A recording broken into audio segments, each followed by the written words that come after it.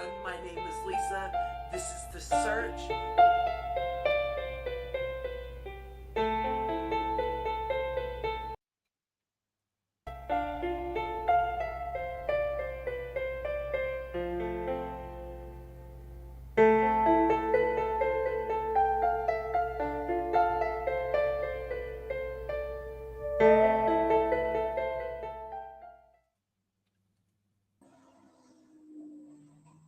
That was so pretty, wasn't it? Were you Yes, able to I'm see looking at it? it. So pretty. Okay, she did a fantastic job. Hello, everybody. So, everybody, can you see me and see Hannah? Say yes. Yeah, they're all in here. I just wanted to make sure because I see them in here. So, make sure we're going. Don't tease me now, not say nothing because I think I'm good. I think so too. I see it up on my TV going. I think so. Maybe there's a delay or something. I don't know. Because it shows 4. Yeah. Hello, Cheyenne's Art. How are you? That says hello, Miss Anna. Hello. Hello, everyone.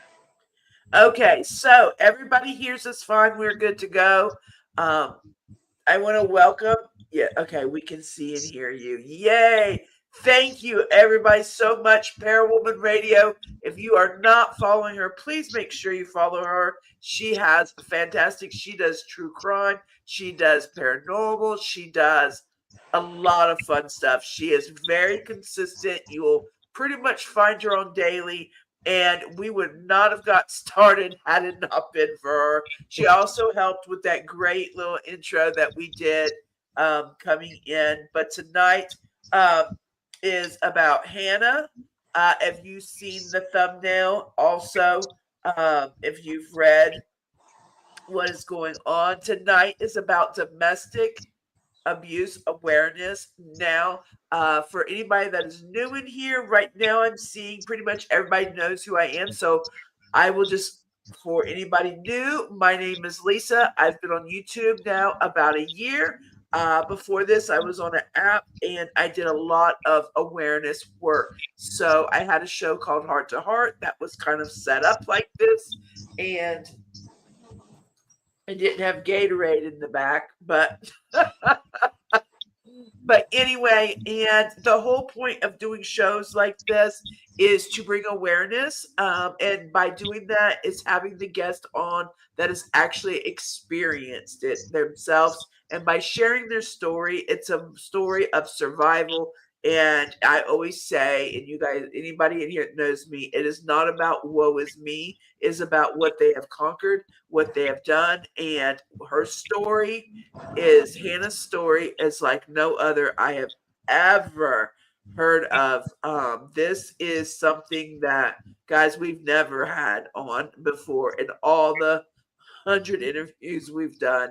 So a lot of people in here have been with me for many years. I thank you all so much. So hello, Robin and Kathy and Mia and Cheyenne's Art. Thank you all. I'll make sure I didn't miss anybody coming in. And again, thanks to Paranormal Amy. She might be going off to bed because she's not feeling well, I know, and she wants to strangle me probably. So anyway, we are going to get it. I might have to step up for a second. I thought I had your book right next to me, but we're going to get into it. We'll get into the book because Hannah is also an author. Her story, she has actually wrote, I guess that would be autobiography kind of, or is that what they kind of put it? I'm not a real, Yeah, I say autobiography or my story. Like I yeah, your self-published my story. story. So And it is called Heroes to Monsters. And as we tell the story, you will understand. It's pretty intense. She is definitely a warrior, which is what I always call my family. But when I say warrior, you are one hell of a warrior, girl.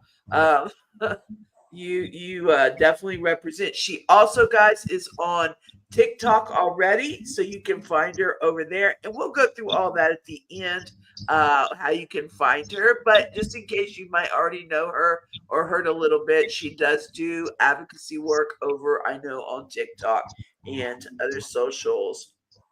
So, anyway, welcome in, Hannah. Thanks for putting up. I mean, nothing like getting the jitters going. Ask me That's how my okay though. We did technology great. ask me You how my did great. technology all went for me when I was sending in the final manuscript of my edited version of Heroes and Monsters. My laptop broke that night. My phone would not upload my Google Docs. I couldn't get into it. I had to go find a spare, like, throwaway government phone that we had around the house, and I actually logged into it and I sent my final manuscript in on a government phone. So technical issues, I get them. All right. You did your final because guys, I will get it in just a minute. The book is a very nice, it's not a thin, which any book if you've done is amazing. But I mean it's not a little thin book. So to do all that from a very small storage type of phone and get all that over is amazing because the book is about this thick. So and it's heroes and monsters, meaning the person can be the same, right? Like from that's Yep. what I gathered from. I said earlier. I said her from heroes to monsters. I think Well, that's is how they went, heroes to monsters, but yeah. it's heroes and monsters. Thank you, Cheyenne. Yes, guys, share it out. That helps us going. I've already been Gatorade's on my tongue. We have already kind of wasted not wasted, but we learned um but we should have got started at 8 o'clock. So thank you guys for that are here, and also when it's all said and done, I will make sure that all that is edited out and we will be good to go. So but I want to get into her story now because that is what we are here for, and it is all about Hannah. And guys, I really think it's very also heroic every time to step because when you share your story, you have to remember people are reliving and rethinking, and that of course can cause. But so anyway, and let's kind of get going now. Do you ever say like how old you are, or do you Oh, just yeah. not? I'm So 44 years old. okay, I live in Springfield, Missouri. I've basically been here since I was 13. My mother's family was in Louisiana, and my father's family was from Missouri. So I have a little bit of both. My mother raised me as if we were living in Louisiana, like she raised me with that type of like culture. And there must be some connection between the whole St. Louis and the Louisiana people. Is it close? Because like if it's one's one, they're always in the other. Like I've it's noticed it's that. not, but I think it's just well, New Orleans is my very favorite city. Like it'll Uh-huh. always be my favorite city. I love the street performers and, like I said, the Yeah. culture, the food. I mean, come on, it's the food. Yeah, I've been there. I've been there. I enjoyed it when I went. It was a really nice, uh, fun place. I went to the casino there, and we had a really good. It went on a tour. It was really nice. Okay, so let's get going. So you basically are from Missouri, and when you were there in Missouri growing up, what was family life like for you? Did you have siblings? Were you like mom, dad, or live with grandma? And anything that you want to say or not say is fine. Um, Well, um, my father was my very first interaction with someone I would call my hero, but yet was a monster. okay. He was extremely abusive, and living with him was extremely unpredictable. He could go from one extreme to the next. Like one minute, if I were to go inside to get something to drink or something, he might tell us that we all have to go in our bedrooms and pick the carpet. Like he didn't think that we needed a vacuum. We would actually get down on our hands and knees and pick the carpet. And then he would come in there. Sorry, my window's open and I It's I felt the okay. traffic going by. But he would come in there not long after he had just yelled at us to go in there and pick the carpet. And he would come in there randomly and just be like, "What are you doing inside? It's nice. Go outside and play." And we'd be like, "Okay." And that's my father was very unpredictable. My mother was my calm and my saving grace. That woman, she made all of our clothes, homemade food, you name it, she could do it. She was very crafty, and we didn't have a lot, but we had a lot of love. She Okay. was she was very good at making something out of nothing. Uh, Resourceful. and that's wonderful. Like that's really so you would say like you had a pretty um so you said your dad was probably your first hero um and monster in your situation. Yeah. So what age would he so he was a hero to about what age? Well, I remember the monster first. My Oh, earliest memories around 3 and 4. Um, it would just be crazy, like the things that he would come off of his. It would be a lot of times when he was getting up for work in the morning when it was still dark outside. uh, He would be in such a bad mood and be saying horrific things to my mother. And then, like later on that evening, when it would be time for him to come home from work, I would be like out in the yard. We lived on a farm, but I would be like out in the yard playing with the chickens or whatever. And he would pull into the driveway, and I'd run, and he'd pick me up. He'd be so excited to see me. But then, who knows? I feel like I was the only person who was ever safe with him. all I had right. two, I had two older sisters. My oldest sister is 6 years older than me, and my other sister is 4 years older than me. And they got a lot of uh, abusive behavior from my father. And we were with him until I turned 7. Okay. And then him and my mother separated. We went to Louisiana for a couple years, and then we came back to the Buffalo, Missouri area around the age I was going into third grade. Okay. Um, and I was there until I turned 13, and we moved to Springfield, Missouri, which is it's like 28 miles south of Buffalo. Okay. So it's still pretty close, but Springfield's just a lot bigger and Uh-huh. um, a lot more resources and jobs and stuff. Buffalo's a very Okay. small town. Is that the Springfield that Gypsy Rose was at? Yes, ma'am. Oh, girl, that's a whole nother subject. I was in jail with her at one point because, um, spoiler, I've made a lot of bad decisions, y'all, and I've been in It's jail okay. several I times. feel like you were. Spoiler, I went to jail. And I went to jail several times. I was actually, I mean, if we're going to touch on Springfield for a second, because I find it fascinating, all of the true crime, and I don't know if it's Listen, fascinating I or if haven't it's even heard shocking. you really speak on it. That's why I'm like, really? Yeah. So I had went to jail probably for something to do with driving offenses. Uh-huh. And I was in jail with her, but I didn't know the story, and she was just meek and quiet, and I don't think I really knew the full extent of what was going on until I got Uh-huh. out and realized who I was in there with. But I mean, no issues by any means. But we've had a lot of issues. We've had a lot of cases here in Springfield. There was a mother and a daughter that unalived the father and then Uh-huh. the brother with antifreeze, and they were trying to poison the youngest sister. But when she started getting sick, she went to the local hospital. And I mean, the coincidence with everybody dropping in the house, they did tox tests on her, and they found that her mother and her sister had been giving her antifreeze. Oh And God. so the mother was upstairs in the jail, and the daughter was downstairs. And I actually was in jail in both of those jails. Oh my goodness. Yeah, so Wow. Well, we've had that's definitely another topic. And like I said, I definitely think the it would topic. be great for us all to meet with Amy too. And she might want to like tag your brain a little bit too.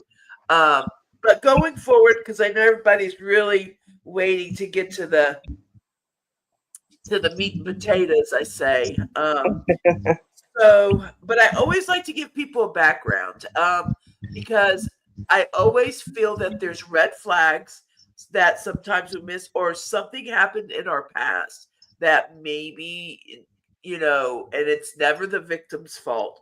But what I mean is like decisions that we make or why we give second chances, third chances.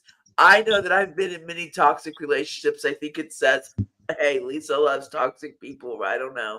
But but I also am someone that is very empathetic, and I actually came from a pretty good home. So I wonder if that was, just tied to like give them a second chance. Everybody's got a good part. No, they don't have a good heart.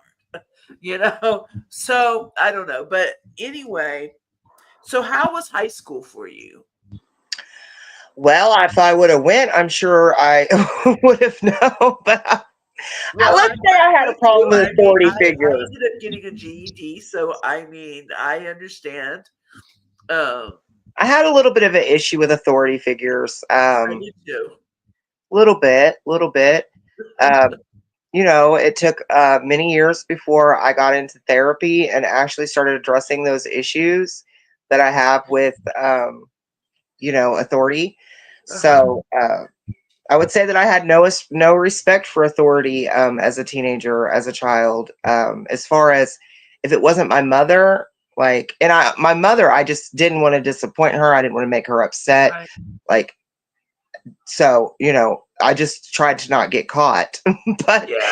as far as school goes, I dropped out in when I was 15, and I got a fake ID so I could start working. And Uh-huh. I first worked at Burger King, and then whenever I turned 16, I found my calling in like phone rooms and working for different companies, from like Culligan Water Company to I worked for a light bulb depot company, and then I Uh-huh. also worked for like a vacuum company. I worked for all these random like sales jobs, and I loved it. As long as I Yeah. believed in the product, I could sell it. So, yeah, and people need vacuums, they need light bulbs, and well, they need good water. So Right. I loved those jobs, and I did that up until um, life changed when I was 26. So Yeah. Well, let's start getting into that. I was just letting I had people that wrote, and I'm letting them know that I am live. So that's what I was doing. I'm not dare texting while oh you no, you're talk. fine. Yeah, so yeah, and guys, anybody that's in here, if you haven't shared, please make sure to share all the good stuff, because that helps us get out in the algorithm, and the more people that can hear this story, because now we're really getting to get into it. And it would be great to have as many people as possible and to share it out, as many as possible. It really does help us. Let me just go ahead and I think I've got about, let's see. I ended up not being able to let's see. It's so funny. I'm sitting here looking at you, and you look so tan compared to me. I am literally the same color as the wall behind me. I look tan. Oh, I compared to don't have a me, filter or nothing on. compared It's to probably me. the redness just mixing with Look, the I'm the same color as my wall, like I literally. did put a little bronzer on because I didn't finish my makeup. So I was like, just putting that could be it, because I'm really not that tan. I'm not. So, You're um, beautiful. It's just, but I'm doing a live. They're like, dinner's done. My children are adults, and they cook dinner, y'all. It's amazing. I I think they're love it. making fish and mashed potatoes and broccoli and cheese or something tonight. That's good. They're knocking on my Okay, door to let me know so dinner's done. now we're going to get into what is why you have become an advocacy for domestic violence. What you have. I have pictures up. I know that I did download on my computer. I don't know, I'm kind of scared to touch anything, but I can show pictures later. So let's get into you meet now. Are we saying his name? Yeah, that's fine. His name is Okay. Antonio Draper. Okay. Uh, So you meet Antonio Draper, right? yeah. Well, we were friends. When I first moved to Springfield, I met him when I was 13. He, Okay. ironically, he moved to Springfield when he was 13 from Sikeston, Missouri. Uh-huh. Um, and we were just friends. We kind of ran in the same circles, and it remained just a platonic friendship until we were 19. And then I don't know what happened. Um, just the platonic relationship completely changed. The next thing I know, like we were falling in love. And that was, well, it started in August of 2000. But Okay. we didn't tell anybody or acknowledge our relationship until around ironically, the 1st of October in 2000. I had rented the house next door to my mom, Okay. and he moved in with me. And so, obviously, at that point, we were not just friends with benefits, but Right. So, and at this time, this was in 2000. So you were how old? I Two, was I was 19. I was born in 19. 81. Yeah. Okay. And how old was he? We're the exact same age. Oh, okay. So he was 19. He was born February 1st of 81, and I was born March 11th of 81. So Okay. it's, Now, when you guys, of course, everything when you get together, everything is fun, and it's like where you been all my life, and things are good. When you guys got together, did you feel like was it one of these like I'm having fun, but he's not the one for me, and I know it, but who cares because I'm having fun right now? Or was it somebody that made you feel comfortable? You enjoyed being around and seeing a lot of good in this person. yeah, I would say that we mutually fell in love, and it was literally like falling. It was like unbelievable because I don't think either one of us, we did not see it coming. And I've asked him during the years, like, if he actually thought of me in a romantic way before we turned 19, and he was like, no. So it was a surprise for both of us. And I remember one time his friends were arguing over what they were going to do that night whenever they got off work. And I remember him saying, I don't care what I do as long as I am with Hannah. And I was like, oh my gosh, he's so sweet. Like, because we were both like, I would say with like a hard head mentality. We were not roommates, my bad. We lived next door to each other in the same apartment complex when we were 17.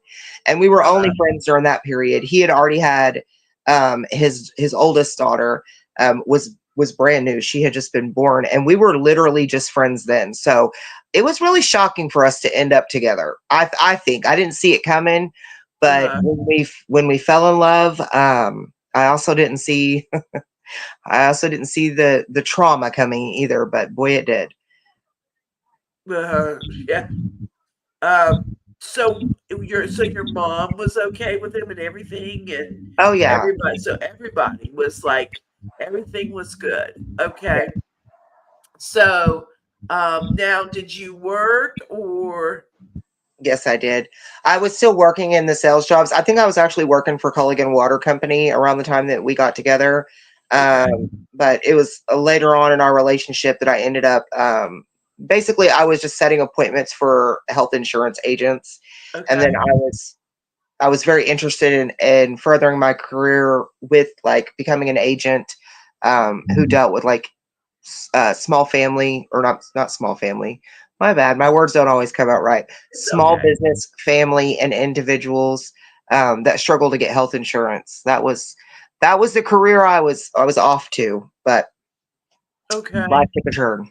And like how did so when you were like wanting to further your way in your jobs and stuff, and because like what I'm looking for, like I'm wondering was there any kind of like jealousy or controlling, like, you don't need to work, baby, I can take care of you, or you know what I mean, like See, showing just acting acting like like they want to take care of you, but in realization they don't want you to get to a certain level because that's like an insecurity, you know what I mean?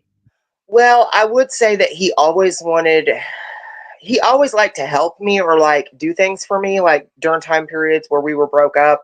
Okay. He would literally just show up to take out my trash, but he was never controlling Okay. in that way. As far as like, he didn't care if I worked or if I didn't work.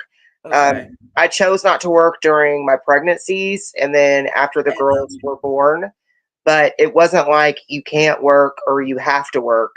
It wasn't like that. I would say in the end, um, he was, I don't know if he was jealous of how much money I made, but it was more like he knew that I was capable of making it in life financially without him.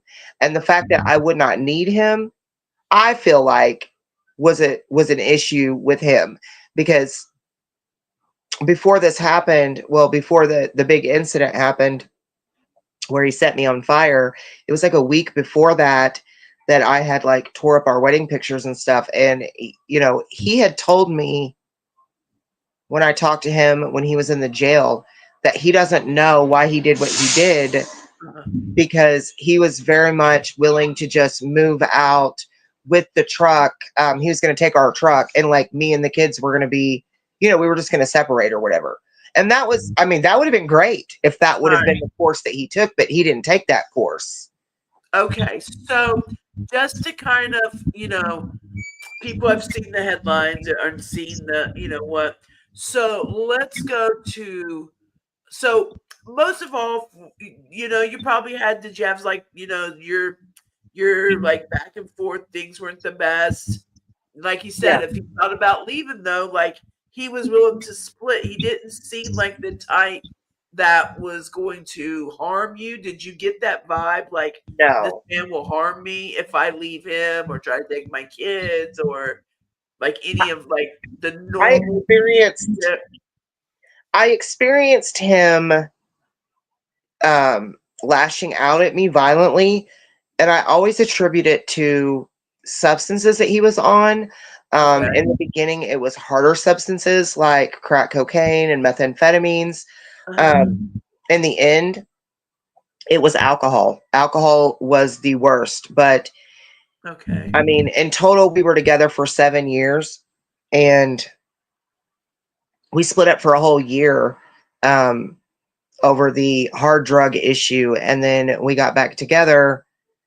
I immediately got pregnant, and I don't know that he ever did hard drugs again. I don't think that he did, but the alcohol was just as bad. And so I think that I don't think I thought that I was in an abusive relationship because it wasn't the same picture of abuse that I had grew up with. Whenever I thought of an abusive person, I thought of my father. I didn't Right. think about my husband or my friend Antonio at the time or my boyfriend because he was always the nicest guy in the room, the friendliest guy in the room, outgoing. Everybody loves him, you know, and it would just be these crazy moments when he would black out and get violent with me. And majority of the time, there would be there would be no argument between us, and there Right. would be nothing that even went on that I would see him coming at me in a violent way, but he did. Okay. So there was blackouts, a little bit of the drinking, there was things. So, um, you know, but again, I think a lot of people have dealt with those, and so, the blackouts can be scary. And believe it or not, I know, just even though I'm not a professional, that blackouts can be, even with their like blood sugar, they don't even realize it. That like they might not even drink that much, but if your blood sugar drops, because that will happen, they can black out. So sometimes people think it's because they've just drank too much, but when the blood sugar drops and then you black out, you do things that you don't even know. Because I've been around people with blood sugar problems that they black out with no alcohol and they don't know what they've done, or they act kind of out of their mind or things like that. So now we kind of know that. So now, how many children do you guys have total? We actually have two children together. My oldest daughter is not his, um, Okay. uh, but she does have his last name. We broke up Right. the week she was conceived. Okay. We broke up that week, and I did a rebound thing. Yeah.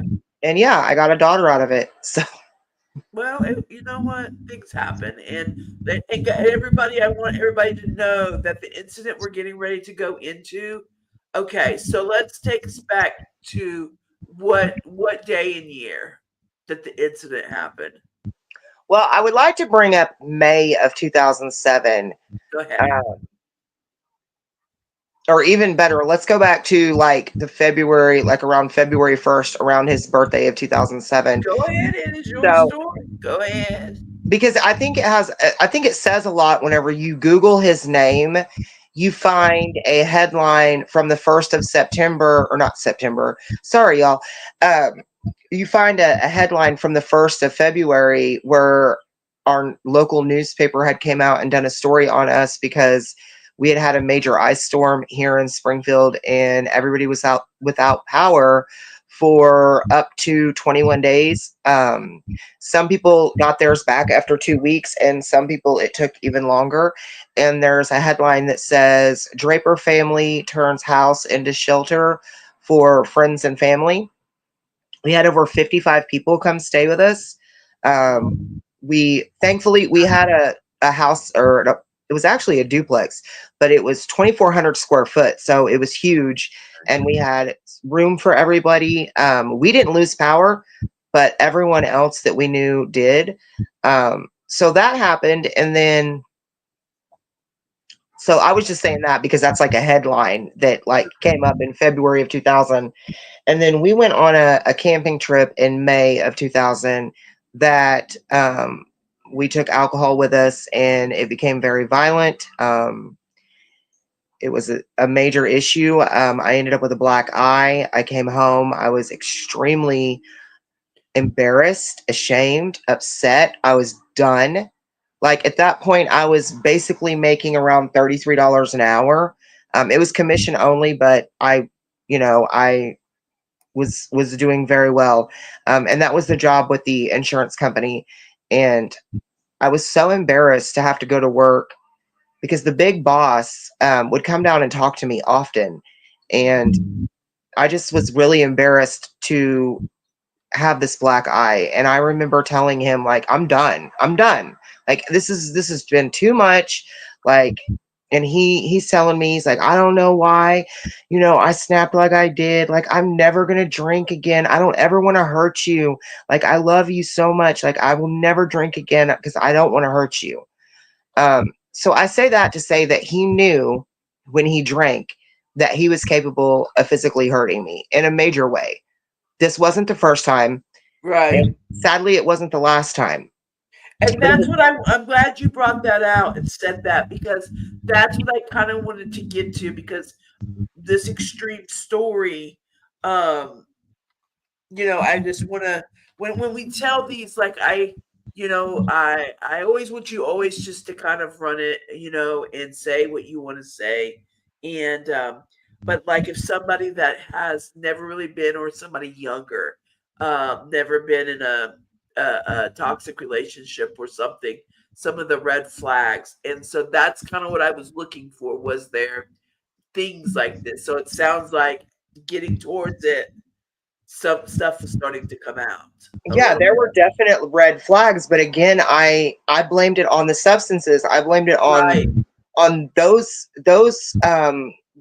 was the reason that he was capable of being, completely evil and brutal and attacking me in a very violent way. I mean, right, I thought if I could just get him off of the substances and get him sober, we would have the perfect family because for the most part, everything in our life was going really good. It was like these what I would call, because it wasn't an everyday thing and it wasn't a monthly thing. It was it was really crazy because it would just be like there would be years in between the violence. And so I justified it, and like just I wanted, and I thought that everything would be okay. And when he told me in May of 2007, when he told me he never wanted to drink again because he never wanted to hurt me, I Uh-huh. believed him. I Uh-huh. believed him. Um, you know, and women ask me, you know, when did you leave? I didn't get to leave because I didn't Mhm. choose to leave. I stayed, Right. and I stayed until he set me on fire. Right.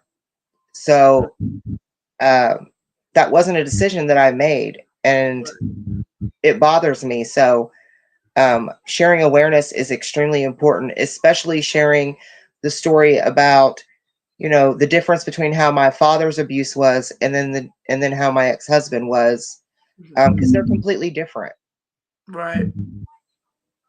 And that's it's strange because some, like you said, you just thought that it was the alcohol, and you don't, and then some are sober and they just have. You're right. I mean, domestic comes in so many ways. It's emotional, verbal, physical, sexual, emotional, spiritual. I mean, it comes in so many ways. And some are just, I was trying to get a scroller across here, but I'm going to leave everything alone before I mess this up. But so also, I was going to see if you have also a link once we get into it for your book. I know your book is on Amazon, um, and you can do audio, um, buy the book. There's a third thing also. Kindle. Okay, so if you have your link on you, you're more than welcome. Go ahead and put it in the comments, by the way. I don't know if you have your Oh, link. I can help find your link if you need me to. That's okay. one more thing I was going to have up If for. I start messing with my phone, I'm liable. Y'all are Oh liable to yeah, lose you're on me. your phone. Don't do that. Here, I will get it. But it is, it's really easy to find. It is. We'll get into that, but we'll get the book and I'll get it up on here. In fact, I may even be able just to scroll it. So here we are, guys. We are now to the point where, like I said, things were happening, but never did she ever think that something this extreme, or like even though they were getting along, he had even said like he would just leave, and they would do whatever they were going to do as far as the kids. um it wasn't a situation, am I wrong by saying this, like if you try to leave me, I will, do Yeah, whatever I do. Like it wasn't like that. There sounds no, like background. Oh God, if I hit something, hold on. no. It's probably because my window's open, y'all. I apologize. My window's open, and because I can't run my fan, or y'all will hear that playback. So my Uh-huh. window's open, and you're hearing that like the motorcycle just went by. I apologize. Oh, okay. As long as we're not, um, I can well, still hear the motorcycle. I don't know if y'all can, but I can hear a uh, little bit, but as long as we're not echoing. Um, okay, so that night is what date? What is the date of that night? well, okay. So it would be we can talk about a week before it happened. Whenever Okay. I You can go off and take of how it led in and go with that story. I don't want to interview. That's your story, so I want you to go in with that. I just kind of wanted people to get a feel of what's kind of gone on and how we got to this major moment, because this is serious. This is real serious. yes, so we actually moved a lot closer to his job, like a lot closer to his job, and this was around August of 2007, but he was coming home later and later every day. Like, I mean, it might be like 20 minutes off, it might be 15 minutes off, it might be 30. And then, just I was asking him, like, because it wasn't a big deal, but it was just weird to me that we had moved closer and he was coming home from work. at different weird hours. When usually I would have been able to count on him being home by 11:30. Sometimes he wasn't home until 12:15. He didn't smell like alcohol. He didn't appear to be under the influence of anything.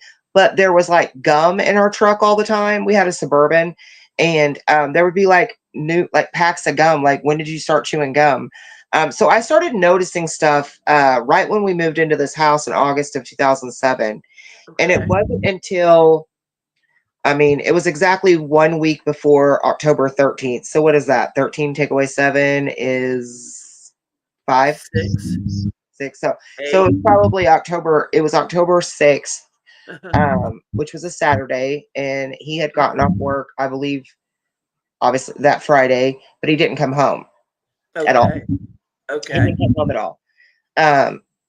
And those were things that he used to do, like in the beginning of our relationship, or like at certain time periods in our relationship. Whenever he decided that he didn't want to deal with me or whatever, he would just go disappear with his friends. And so when he didn't come home, obviously I knew something's up. And then I'm putting everything together. The fact that like, I don't know why there's gum in the truck, but like, I assume that you're doing something behind my back.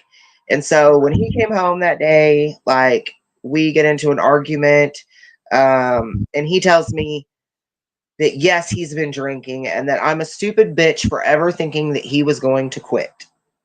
And I was like, okay, well, I've got your stupid bitch. And I went and got all of our wedding pictures, and I got our family pictures that we had taken together. And he was laying in our bed acting like he didn't care, and he wasn't arguing with me or anything. After he said what he said about me being stupid, that he was going to quit, thinking that he would quit drinking, he just didn't say anything at all. He didn't look angry, he didn't look happy, he didn't look anything. And I had just like went in there and took the pictures, and I busted them at the end of the bed, and I tore the pictures up and I threw them in the floor, and I said, that's what I think about you calling me a stupid bitch. I was like, I don't have to put up with this. I make way too much money. I don't need you. Like, I'll take the girls and we'll leave, and I'll move out. Right. And then he just didn't say anything. We kind of cohabitated in the house for the next week. We weren't getting along, but we weren't fighting. Right. He came to me at some point early in that week and was like, all you do is stay at home with the kids and take care of the kids and work. He's like, pick a day that you want to go out with your friends. He's like, because you deserve to do something. And I'm like, okay, I will. Like, if you think I'm not, I will. But I was respectful about it. I felt like I was respectful enough that I called someone who was married to one of his coworkers. So it was another woman that was married. Even though I had told him I was going to leave, I didn't just go out with the real homegirls, the Right. ones from years back. So I was trying to be respectful, and of course he never, regardless. So we go out on that Friday night. We weren't fighting, we weren't arguing. He gave me a kiss before I left. I come home. Him and his best friend had been drinking a lot. There were several empty fifth bottles of alcohol. Empty fifth bottles, more than one. I don't know what all they drank, but I know they drank a lot. And I hadn't drank since May. So I was gone. And I just remember being like, there was negative energy going, like negative vibes, negative energy. Like, I just didn't like it. It's not that me and him were fighting or anything, but I was just like, I'm not dealing with this. And I remember going to bed. And I remember thinking when I went to bed, like, well, it's been 7 years. If he wakes me up later, he wakes me up later. Because at this point we hadn't been intimate. And that's why I look back and I'm like, I know that we weren't fighting, because one of my last memories before I went to sleep was I would have been okay if he wanted to come in and be intimate with me. So I know that that was my last memory that I had. And the next thing, that was around, I was asleep. I would say I was in bed asleep by 3:15 in the morning. For sure by 3:30 in the morning. But yeah, I would say I left around midnight, and then I got back. Oh, here comes another motorcycle. That's all right. Sorry, y'all. I'm trying to get out the hood. Help. But anyways, That's all right. We'll sell but these anyways, books, girl. uh, so I lost my train of thought, but I, When you went into bed, when you went to sleep, you were like, you felt negative vibes, like, but the thing was, it was like, it'd been a while since you'd been intimate. You yeah, kind of knew things weren't working, but like, if you wanted to be, you would have been. So you weren't like in this fear or yeah, this no. like bad I had state of no idea going what to was bed. going to happen. And that's where I'm trying to like paint the picture of like what was going on in my brain was that Right? we were not fighting. We might even possibly be intimate. This has been 7 years. I'm going to Yeah. go to sleep and whatever. But Right. we didn't even really talk. I don't remember us having a good or bad conversation. Like I said, Right. I just remember going to bed and those being my last thoughts. And then I do know it was sometime between, I would say it was between 5 and 5:45 in the morning. I don't know exactly when, but it's still dark outside. Um, it's October 13th, the very wee morning, excuse me, the very wee hours of the morning. And I wake up to the smell and the taste and the wetness and the coldness of the gas. And I look up and he's standing at the end of the bed on his side that would be his side. Um, and he says, "Now you're gonna die, bitch." And Oh God. his eyes were just so big and dark and evil. Like even in the room being dark, I could see his eyes, and they were terrifying. But before I could register anything, me and the bed just went up like a barbecue pit. Oh my God. So he actually put gasoline on you. Yeah, the gasoline hit my face. I swallowed it. I tasted it. Um, and then I had a blanket on, like all the way pulled up on me. Because, like I said, it's October 13th in Missouri. It's chilly that time of the year. Right. So I had a big brown down comforter that, thank God, I invested in. Um, and God is the only reason, for the record, that I'm here, y'all. God is the only reason that I look the way that I do. My face was the very first thing to catch fire, and my hands are what I put myself out with, and I have no scars on either.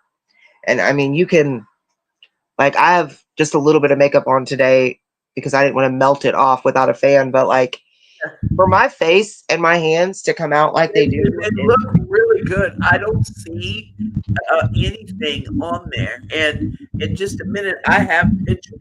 And like I said, guys, I did download, unless this right here does it. I don't know.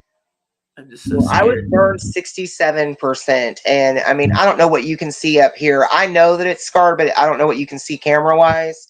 But you can see, like, my arms were very, very badly burned. My whole chest, my back is And pigskin. it was what, 60? How much you said? 67%.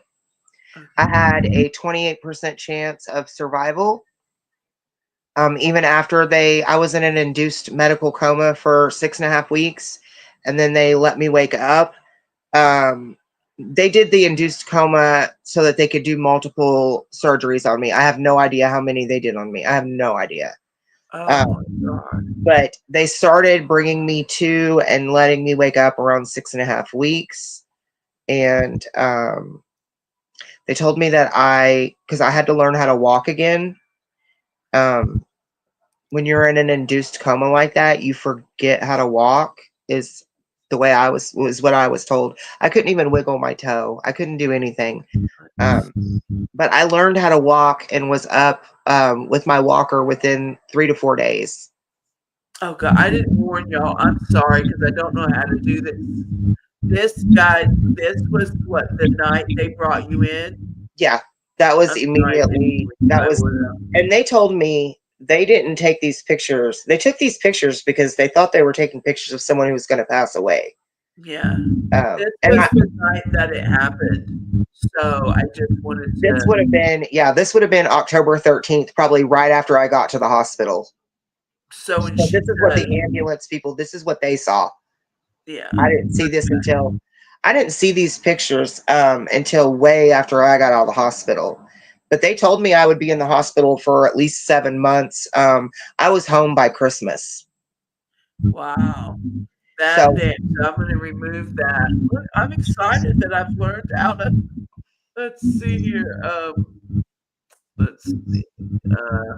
I'll pull up the other one now because I yeah, have. I'm looking on my TV and I'm looking at my reflection, and you can't even see really any of the scarring that I have on my chest, but it's there, I promise.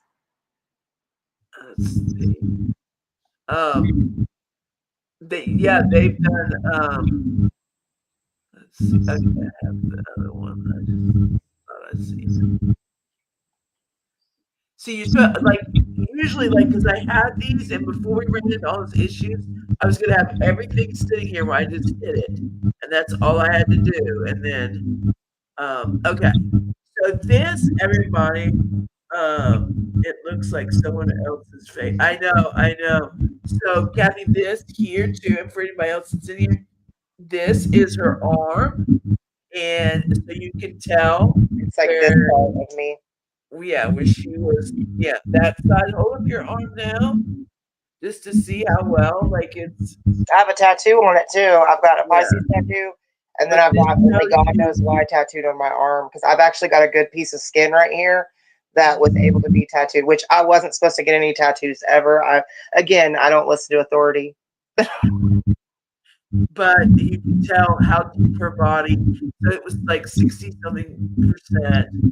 Um, 67, on the, it 67%. looks like someone else's space station on there, Philip. I Right. believe, I believe it's called second and third degree. I don't know. Don't quote me on Like that. that.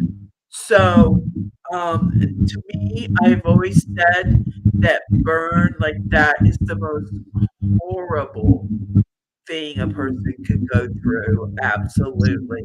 So let me back up here because I wanted people just to get. I know,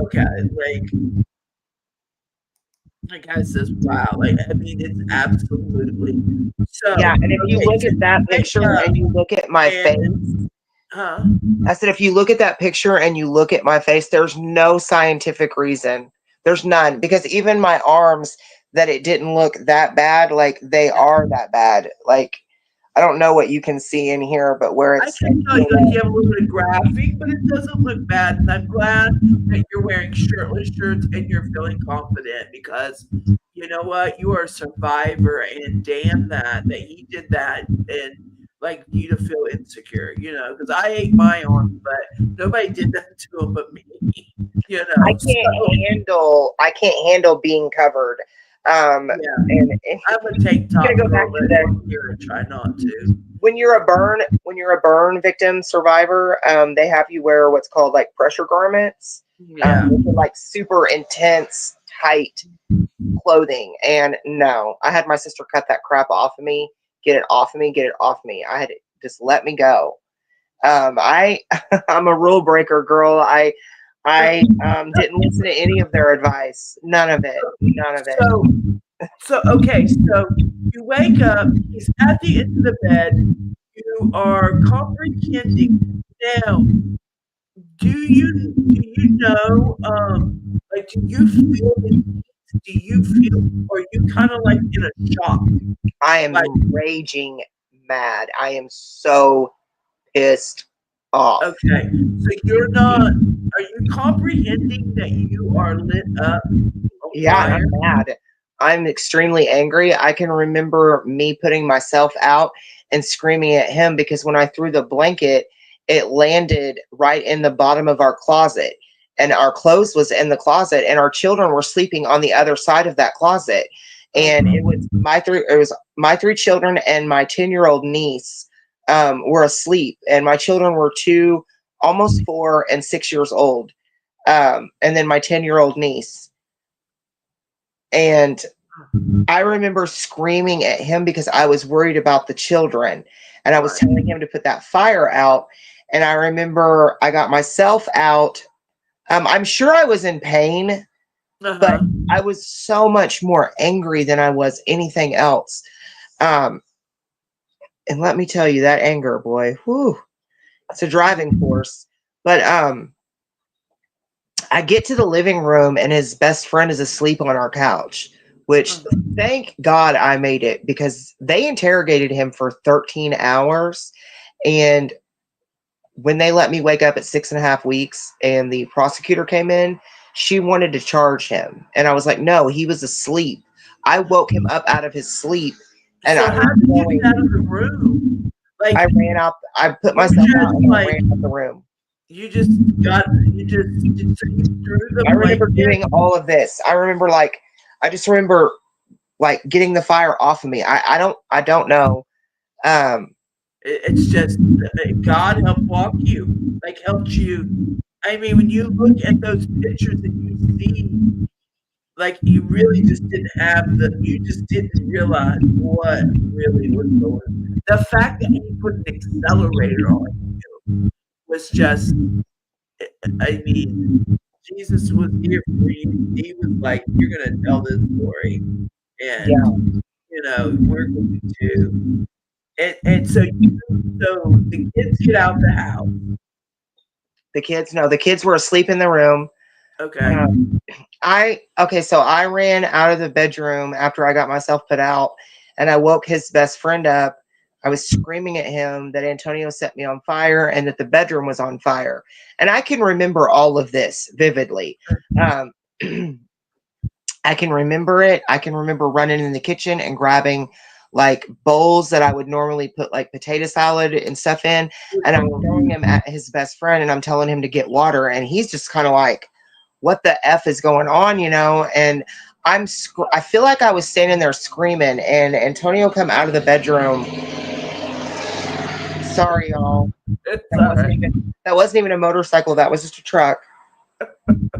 Um, but I remember throwing bowls at him and telling him to get water, and he went back there to help Antonio. And then Antonio come out of the bedroom, and he walked all the way up to me in the living room, and he didn't say anything. And I looked at him and I said, "You have to take me to the hospital. I won't tell him you did this." And Right.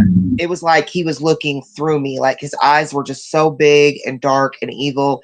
He didn't say anything to me. He just turned around and he went back down the hallway towards our bedroom. And as soon as he turned around, it just like it clicked in my brain, like he just tried to kill you, run. And so Right. I ran out our front door. I went to our neighbor's house and I banged on her door. Bless her heart. She opened that door up and saw me. And the picture y'all just saw, that's what she saw. That's what Right. she I saw mean, when she you opened up the really door. everything was gone. And I was naked, just for the record. Like I was naked on her porch, completely burned. Um, and in some of the crime scene photos, it even shows like the top of my legs between my knee and my hip. There's burn marks on my legs too. So I remember her telling me, "Don't you can't wake my grandbabies up." Like she didn't want her grandchildren to see me. And it's so crazy because I ended up The becoming priorities of people. well, she didn't want to scare her I grandchildren, get and what I you're understand that. saying. Yeah. I Like, I understand know that. you're burned. I'm gonna need you to be quiet. But I Stay out here on the understand, like, porch. she was probably almost in shock because that's what. I guarantee she was in shock. Like Yeah. she was such a nice lady. And later on in the years, I actually um was reintroduced to one of her grandchildren that was there that morning, and she saw me and she remembered it. And then she also said something that was so traumatizing. She said that there were like, I don't know what to call them, but other than like black marks from my hand on the phone. She said her grandma could never get that off. Huh. Like where her grandma handed me, it was a cordless phone. She called 911 and she gave me the phone. And Right. I'm on the phone with 911 and I'm telling them, I don't remember what I said to them. I just remember praying for Jesus to let me hear sirens. And I remember just praying, Jesus, please let me hear sirens. Let me hear sirens. Let me hear sirens. Did you feel anything, or were you still like? Because I feel feel like I like was in sometimes God pain. protects you. I feel like I was in pain, but I also feel like I was in so much pain. I was completely enraged. I was worried about my children. Right. I remember being worried about my children the most and just in shock. And I'm on the phone with the 911 operator. Um, and I see Antonio come out of our house and he jumps in our Suburban and he leaves. Right. And then I see his best friend come out of our house and he jumps in his car and he leaves. And I'm like, my kids are in the house and I'm still like, Jesus, please let me hear sirens. The next thing I remember is them putting me into the ambulance. I told them Antonio Lamar Draper, blue 99 Suburban. And I think I told him his birthday, but, and then I was out. I was out. I don't remember anything until they let me start waking up. And that was 3 weeks later. 6.5. 6 weeks later, I'm sorry. Yeah. Six, Whoa. yeah, 6.5 weeks later. So the last thing you remember was the ambulance. It's almost like, okay, I have help, and like your body just, I could let go. yeah. But obviously I didn't let go, y'all. Obviously I fought. Yeah. I think about that day and it breaks my heart to think about my family. It breaks my heart to think about my mom. I don't think she was aware of what was going on until closer to like 8 o'clock that morning. Right. My kids had been saved by the firemen, and the firemen had took them over to the lady's house that had the grandchildren, and she watched my kids until my mom could get there. It's crazy because my niece told me about 7 months to a year after it happened. She told me that she saw me that morning. And I don't remember seeing her that morning, but she told me that she saw me that morning. And I told her, well, what did I say? What did I do? And she said that I told her that help was coming, to go in the bedroom, shut the door, and don't wake up the girls, the younger kids. And she said that she did exactly what I told her to do. But then she also said that she was praying that God would let her take my place. And that hit me hard. I was like, baby girl, God made me strong enough to be able to get through it. I said, you didn't have to take my place. Right. But, so I know you talked about the 3 things, you guys, and in her book, there's a lot more like the reason that is, I know she did tell you this, but what I felt from the book, and I haven't got to read it all, but I tried to go over some major parts, and I'll get into it really deep. It was just kind of like time from when I got it till now, and it's a nice little size book. So, but if you're not into reading, you can definitely get it audio. You get it right from Amazon. So the thing was, and this is, guys, when you're dealing with the justice system, we're going to let you know what happened with Antonio and where it went from there. But she talks about, like, the first day she even wakes up. I mean, just like you see on TV. I mean, when you're coming out of a coma, you're going through burns, and I'm sure now you're feeling it. You're feeling the pain. You're feeling like it's all the adrenaline has now left you, and you're just like, this had to have been very. And I really think that this could be another panel discussion on other like healing and like because I talk about different autoimmune and chronic pain and stuff like that, and I think that would be a great discussion to have with you and maybe somebody. Amy is one who has chronic pain, and but so coming out of that day, and you had 3 people, or I think it was 3 people that day showed up. The day you come out of a coma, 6.5 weeks, you don't know where Antonio's at. You don't know what's happened. If you're paralyzed, if you've lost any limbs, where's your kids? And you're trying to like focus When I where. woke up, when I woke up, I wanted my mom and I wanted my husband. I didn't even really realize that I had kids at first. Like when I'm first waking up, I'm just, I wanted my mom and I wanted my husband. And then they started You like didn't talking realize to your me. husband had done this. Like, Yeah, I didn't know that he had done it. I didn't even know where I right. was. I didn't I know just where I wanted to was or what was specify really that going that people were on. like, what? The Yeah. memories came back, but Yeah. I would have to be retold every time I would go to sleep and wake up. So like when I would wake up, um, one of the nurses would come in and start talking to me, and then like I would start remembering, but then I'd go back to sleep or something, and I'd wake up and I wouldn't remember again. So it's almost like I had to relive this so many times. Even after I got home from the hospital, there was a time when I remember I woke up and it was just like a knee jerk reaction. I was like, Tonio, grab me something to drink, like while you're in the kitchen, kind of deal. Yeah. Because I didn't, just like I had to relive everything almost every time that I woke up. And the day that I woke up, there's pictures of children all over the walls, and I didn't recognize my own children. But it was crazy because I recognized a shirt that like the youngest was wearing, because it was a shirt that they all had wore. So it's like I recognized the shirt, but I didn't recognize my own children's faces. So that was really shocking. Yeah. Um, and so, but I mean, it all did come together really abrupt and quick. Like once someone told me, that's your child. So, We love guys on motorcycles. Stay safe. But anyways, yeah, I would have to relive it. And there were 3 people that came and visited me that day. One of them, I don't even know why they came. It was like the insurance adjuster for our truck.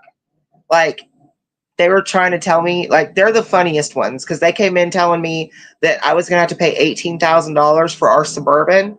uh-huh. And they got cussed out real quick. Oh, real quick. They got their clipboard and got about in my room. But there was 2 people that probably also got, no, I don't think I cussed them out.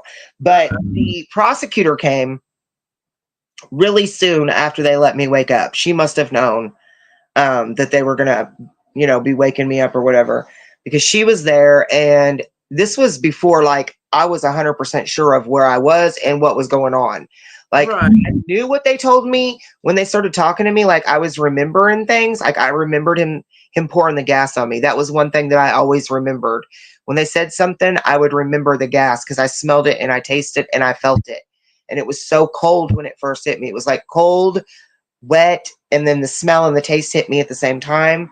So like when they would say something, I would immediately remember. But Oh. it was the prosecutor comes in and she's like, yeah, and he did this and I'm not going to settle for anything less than 60 years.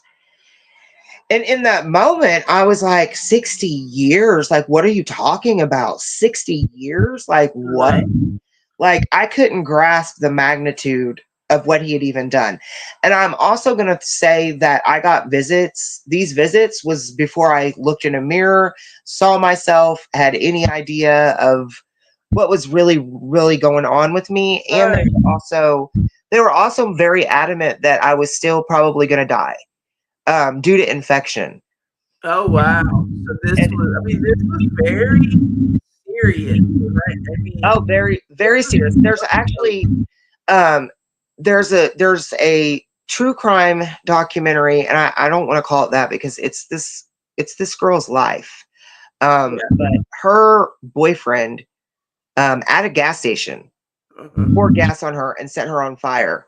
And he tried to lie and say that he didn't do it, but they pulled the CCTV footage or whatever, and they saw him do it. And she stayed alive for somewhere between 4, 6, 8 months after he did this to her. She testified in her own court hearing, and then she passed away. Wow. So, and I wish I knew her name. That story, which I don't want to say story, but her life and how she got burned and how she stayed here long enough to testify from her hospital bed about what he did to her. And then she ended up passing away from it. That's what they were trying to tell me was going to happen. And I kept telling them they did not know what they were talking about. Get away from me. I told them it was more dangerous. I told one of the doctors one time, I said, it is more dangerous to drive down Glenstone, which is one of our major streets here in Springfield. I said, it's more dangerous to drive down Springfield than to drive down Glenstone in Springfield than the danger that I'm in. Like, get out of my face. You don't know what you're talking about. And they kept telling me that everything I was doing was going to cause me to die. If you don't do this, you're going to die. If you don't do that, you're going to die. And I was like, get away from me. Like, you don't know me. Like, get away from me. You're just making me mad right now, because they wanted me to eat what they wanted me to eat. When you get burned and your skin is trying to regrow, you need high protein. You need a lot of calories to regrow your skin. But you could not tell me anything. You know, I'm like, I would say I'm lacto not intolerant. I don't drink milk. I don't like ice cream. I don't do any of those like milk product things. I like cheese, but I don't do milk and I don't do ice cream. And they were big on, with every single meal, they wanted me to have, like, I would say it was like maybe a 16-ounce milkshake.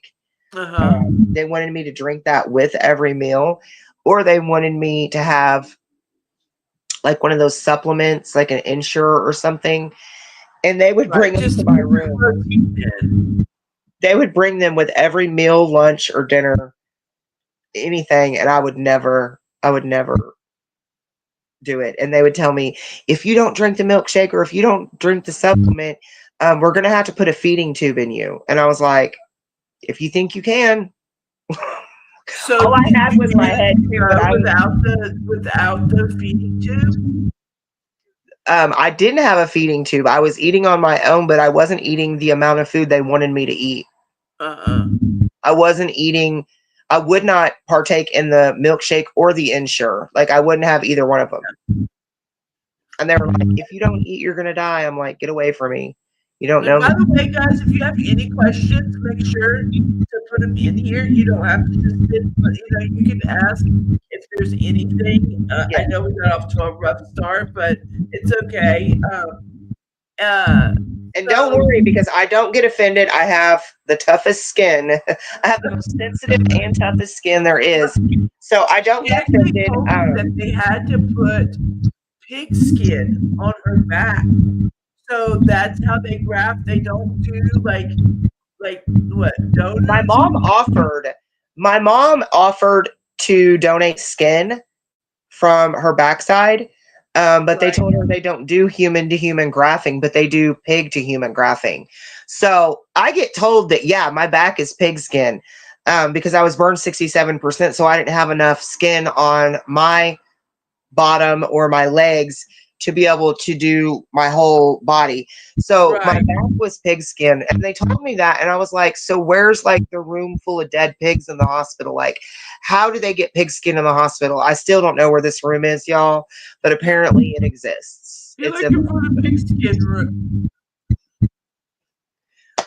They told me that, and I was like, where do you get the pigs? Like, I was more concerned with these poor pigs. Like, where are they at? I know. It's saving humans, though. I mean, it is. And, I think about stuff like that, too. But it's already, like, done and cleaned and then, I guess, like, they do a lot of work on pigs. I guess it's the most, like, textured and most closest to working on us, I guess. I don't know.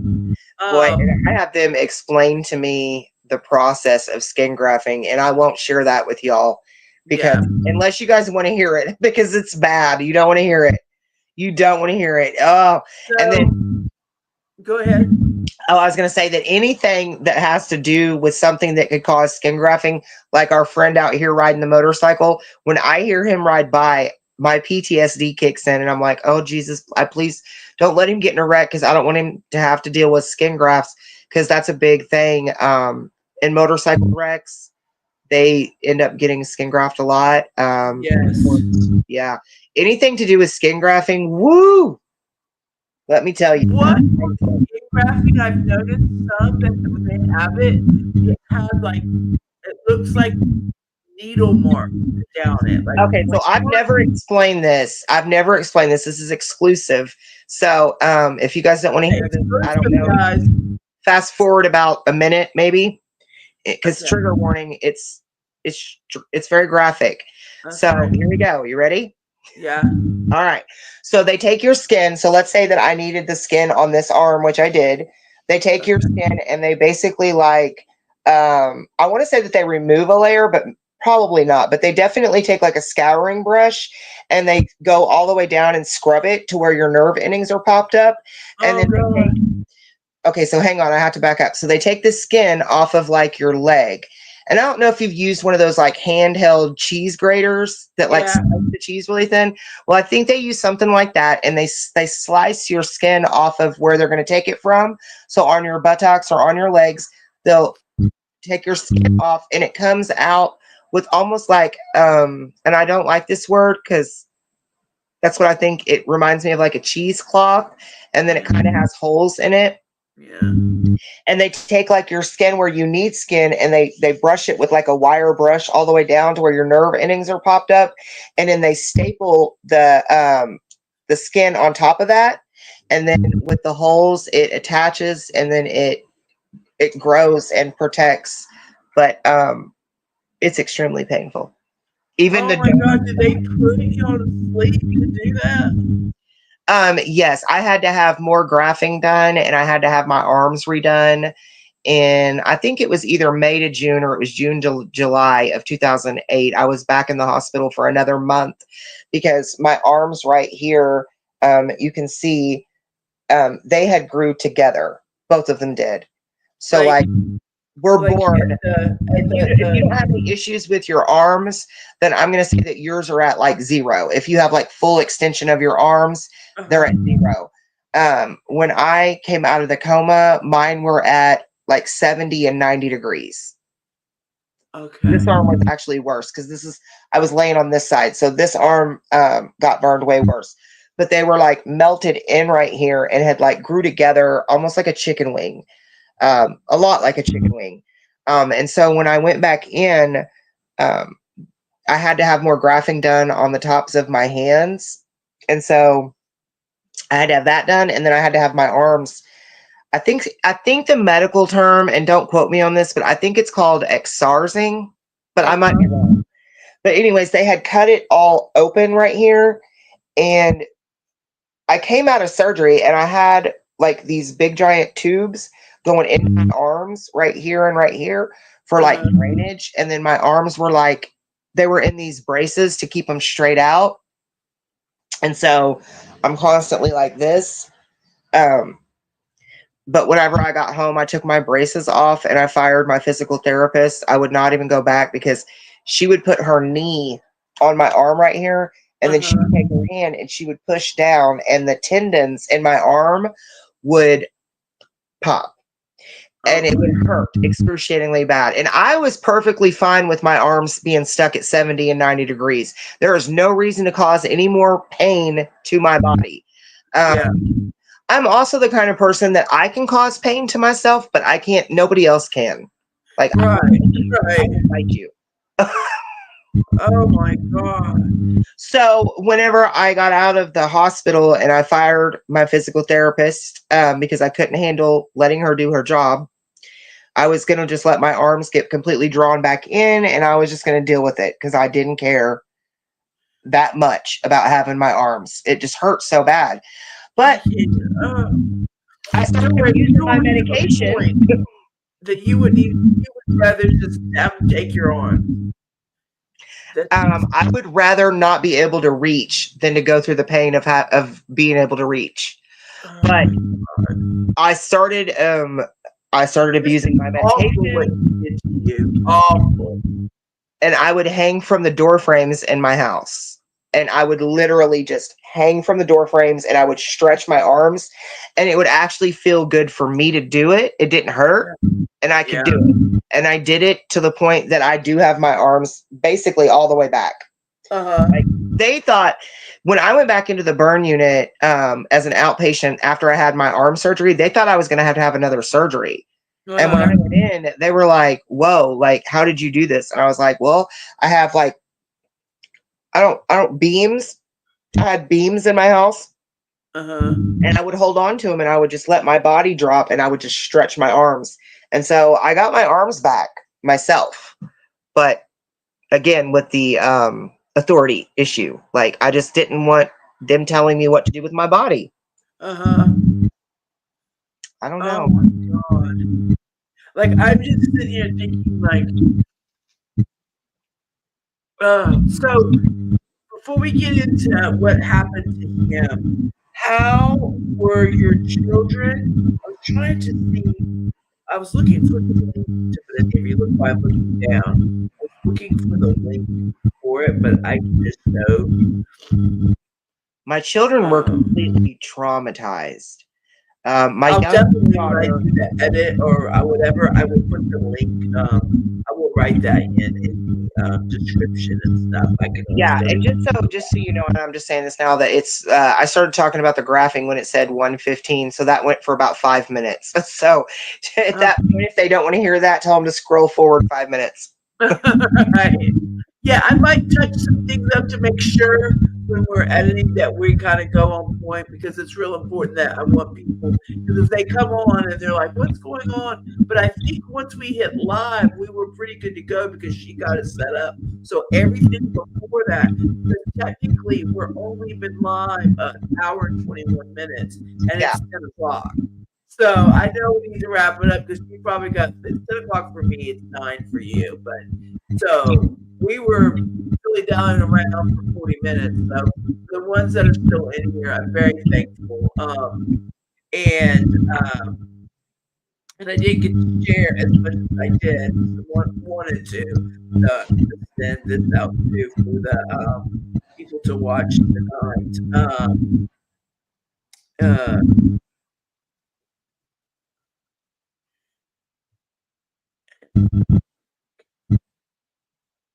My youngest daughter was only 2, so she doesn't remember any of it. okay. My middle daughter, she turned 4 in November, so a month after it happened. She turned 4 while I was in the hospital, and she's almost 22 now, and she remembers one of my friends like bribing her with like candy or something to come into my hospital room. And she tells me now that she feels so bad that she was scared to come in and see me. But my children should not have ever had to see their mother like that. Right. As mothers, we don't want them to see that. And like she should never feel guilty for And that. nobody had told them what happened whenever I Yeah. was. Oh. Nobody had told them what happened. So it was actually a few months before it came out. At first, I was lying to the girls because I didn't know how to tell them. Right. When I woke up and I found out that nobody had told them, I was like, well, so For I 6.5 weeks, tried to let them nobody told them. I tried to let them think that a candle was burning in the bedroom, and that I fell asleep. Right. But their dad, I lied and told them that their dad got a DWI and that he was in jail and he wasn't ever coming home, because Yeah. I didn't know how to explain to them anything.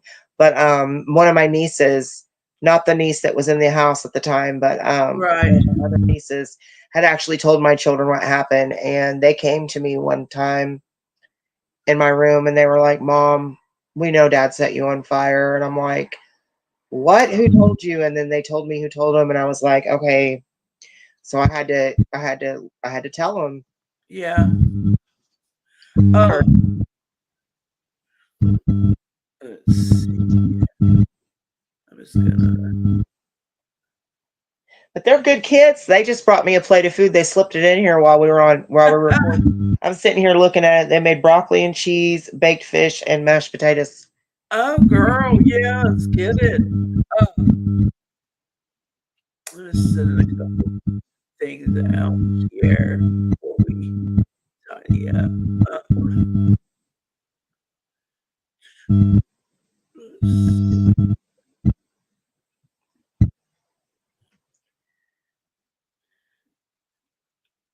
you go. Yeah, and like I'll edit like this part out too. It might take me till Wednesday, I'm not sure, but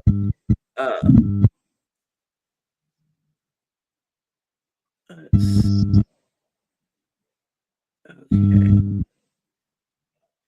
All right, that's out there, and then all right.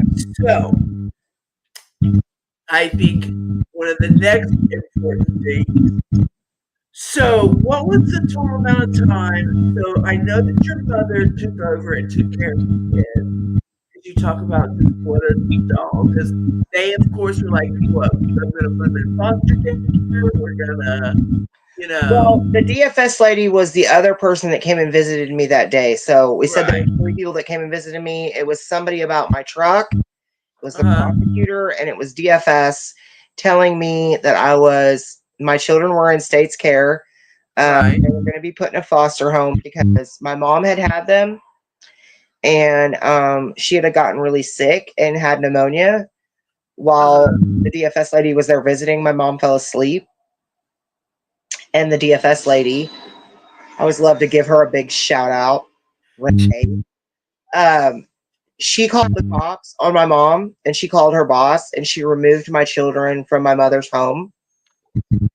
My mother was making trips to the hospital. My mother was taking care of my three children. My mother was doing what she was normally doing, and she was extremely traumatized because, like I said, they were saying, even though I was alive, this was only so I could eventually die, probably, or be alive. Like, just because I'm alive doesn't mean I'm going to stay alive. right. I mean, this was you could have blood clots. You could have, easily infections. Like I did get an infection. I did get an infection, and I had to go back to the hospital. What was your total stay in the hospital? Say that again. What was your total amount of stay in the hospital? I would say, okay, so from October 13th, and then I was home for good by Christmas, but they had tried to let me come home around Thanksgiving, and then I got an infection and had to be rushed back to the hospital. And that was crazy because once I had the infection, anybody that came in my room had to have on like a full hazmat outfit. Like all of the nurses, the doctors, anyone who visited me, everybody had to completely scrub up and before they could come in my room. And I'll never forget, like the doctor was sitting on top of me. The infection was in my mouth, which is wild. It wasn't like in my skin. I had an infection in my mouth. And the doctor stood on top of me and he pressed on it and like, oh, it was horrific. It was horrific. It was horrific. Yeah. But yeah, so until I got to go home that time, which I got to go home for good around Christmas. So I would say from October 13th to just the week before Christmas, I spent that time period in the hospital. And then I went back to the hospital and I think it was in May. And I was in there for a whole month when they did my arms. And then I haven't been put back in the hospital due to my burns since then, but I've dealt with mental health issues, and then I have COPD really bad from the gas, swallowing the gas, also the smoke inhalation, and then I was a smoker as well, and I didn't give up smoking cigarettes until just a couple years ago, and of course now I vape. So yeah, I get it. I know. There's that authority again. I know. No, I deal with the whole cigarette thing. I'll quit for the people that I don't know if there's still how many left in here, but like Bob will tell you, Kathy, people they've all known me from the beginning, and I would quit 30. Like usually when I quit is when I catch bronchitis, and then I'm like, ooh, because it scares me so bad, like the not being able to breathe. So then I quit, and I quit the whole time. This is how it works. It takes me about 16 days to be totally cleared from bronchitis. Then after that, I quit smoking and I stayed quit for a little over a month. And one time I did 4 months and I gave in. And but I do that and I like quit for a month and I don't get bronchitis a lot, like once a year. And so I go through that, and then I start back up, and it's just stupid because, like right now, we're trying to lose weight, the lymphedema issues. So I get it. I get the whole just it's common sense to put them down, and I don't do a whole lot of smoking, but some days it's more than others. Some days it's just 2 or 3 because I don't smoke in my house. So I have to go out in the garage or something. So, some days I'm, like, in the garage a lot. But if I keep myself working and then I take care of my mother, then I'm not smoking because I'm around. But if I have a down day, yeah, I do smoke. So even though, like I said, we can talk. I enjoy talking with you. I think we have so much in common, other than this issue right here. But I even think like I've been through some relationships that, surprise and thank God did not end up.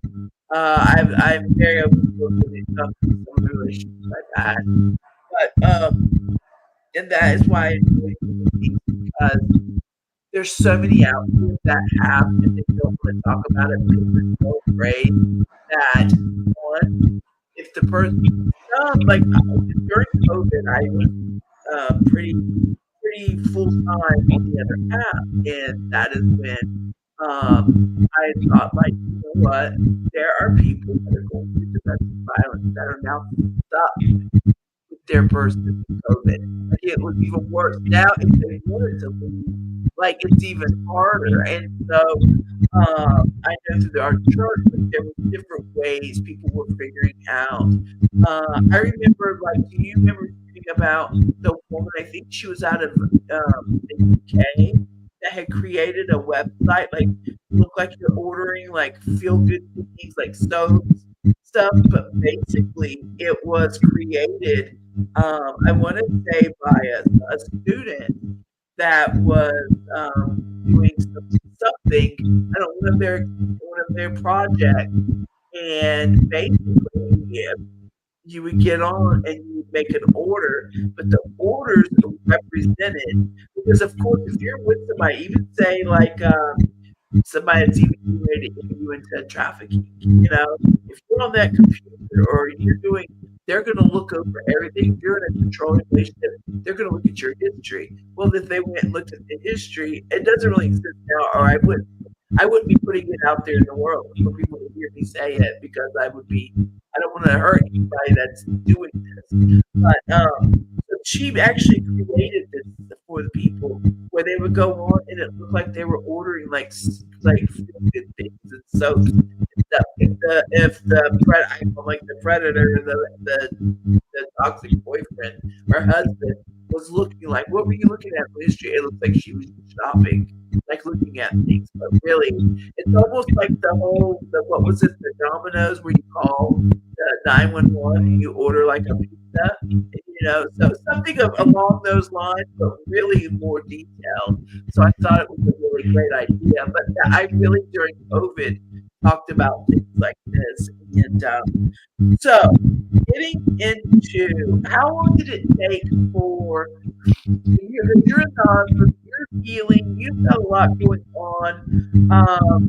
How long did it take for them to pick Antonio up? How long did it take for what?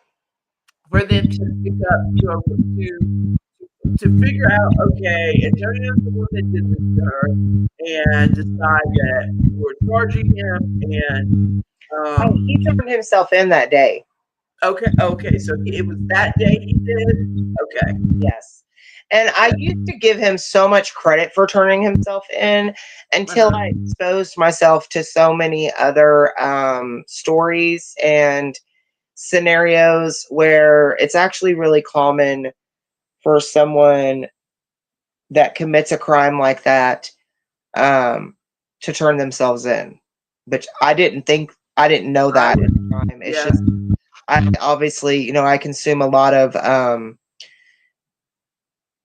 I would say, content that covers domestic violence. And yeah, it's like you've either got one or the other. You've either got the guy who takes everybody out and takes himself out, Or Yeah. you got the guy that tries to like, lie about it.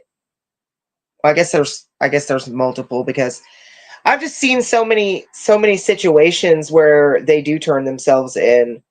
Um, it's horrific.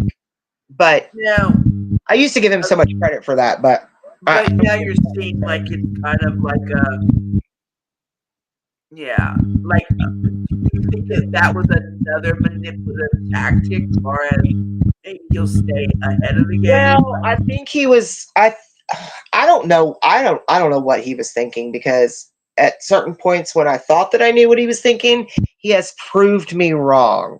Right. So, I know that I was told that he turned himself in because he knew he had to find out what was going on with the kids, and what happened or whatever with me. I also know that like he had sent his best friend to use the phone, and I'm pretty sure this was before. Yeah, this had to be before Tonio turned himself in. But he sent his friend to the payphone, I guess, to call the house. And Uh-huh. so the best friend goes to the payphone and he's calling my house, and he was surrounded by police. Hmm. They, I mean, they got him that quick. So they had surrounded him and they caught him. I know it was closer to like 4 o'clock in the evening when Tonio walked in and turned himself in. And I also know when he turned himself in, they were like, we don't know why you're here. And then somebody that was working the case, um, had walked in and was like, no, I've been looking for him all day. And Uh-huh. then they took him in, and like I said, I think they were trying to give him 60 years in the beginning, but he ended up pleading guilty to 2 terms of 20 years, and it's ran together, which is concurrent. And then it was supposed to be no eligibility of parole, which he saw the parole board after he did 85%, Hmm. and they denied him. Um, right. So, uh, they knew what they were doing. They know their job. Um, and they denied him, but he does have an out date right now of October 13th, 2026.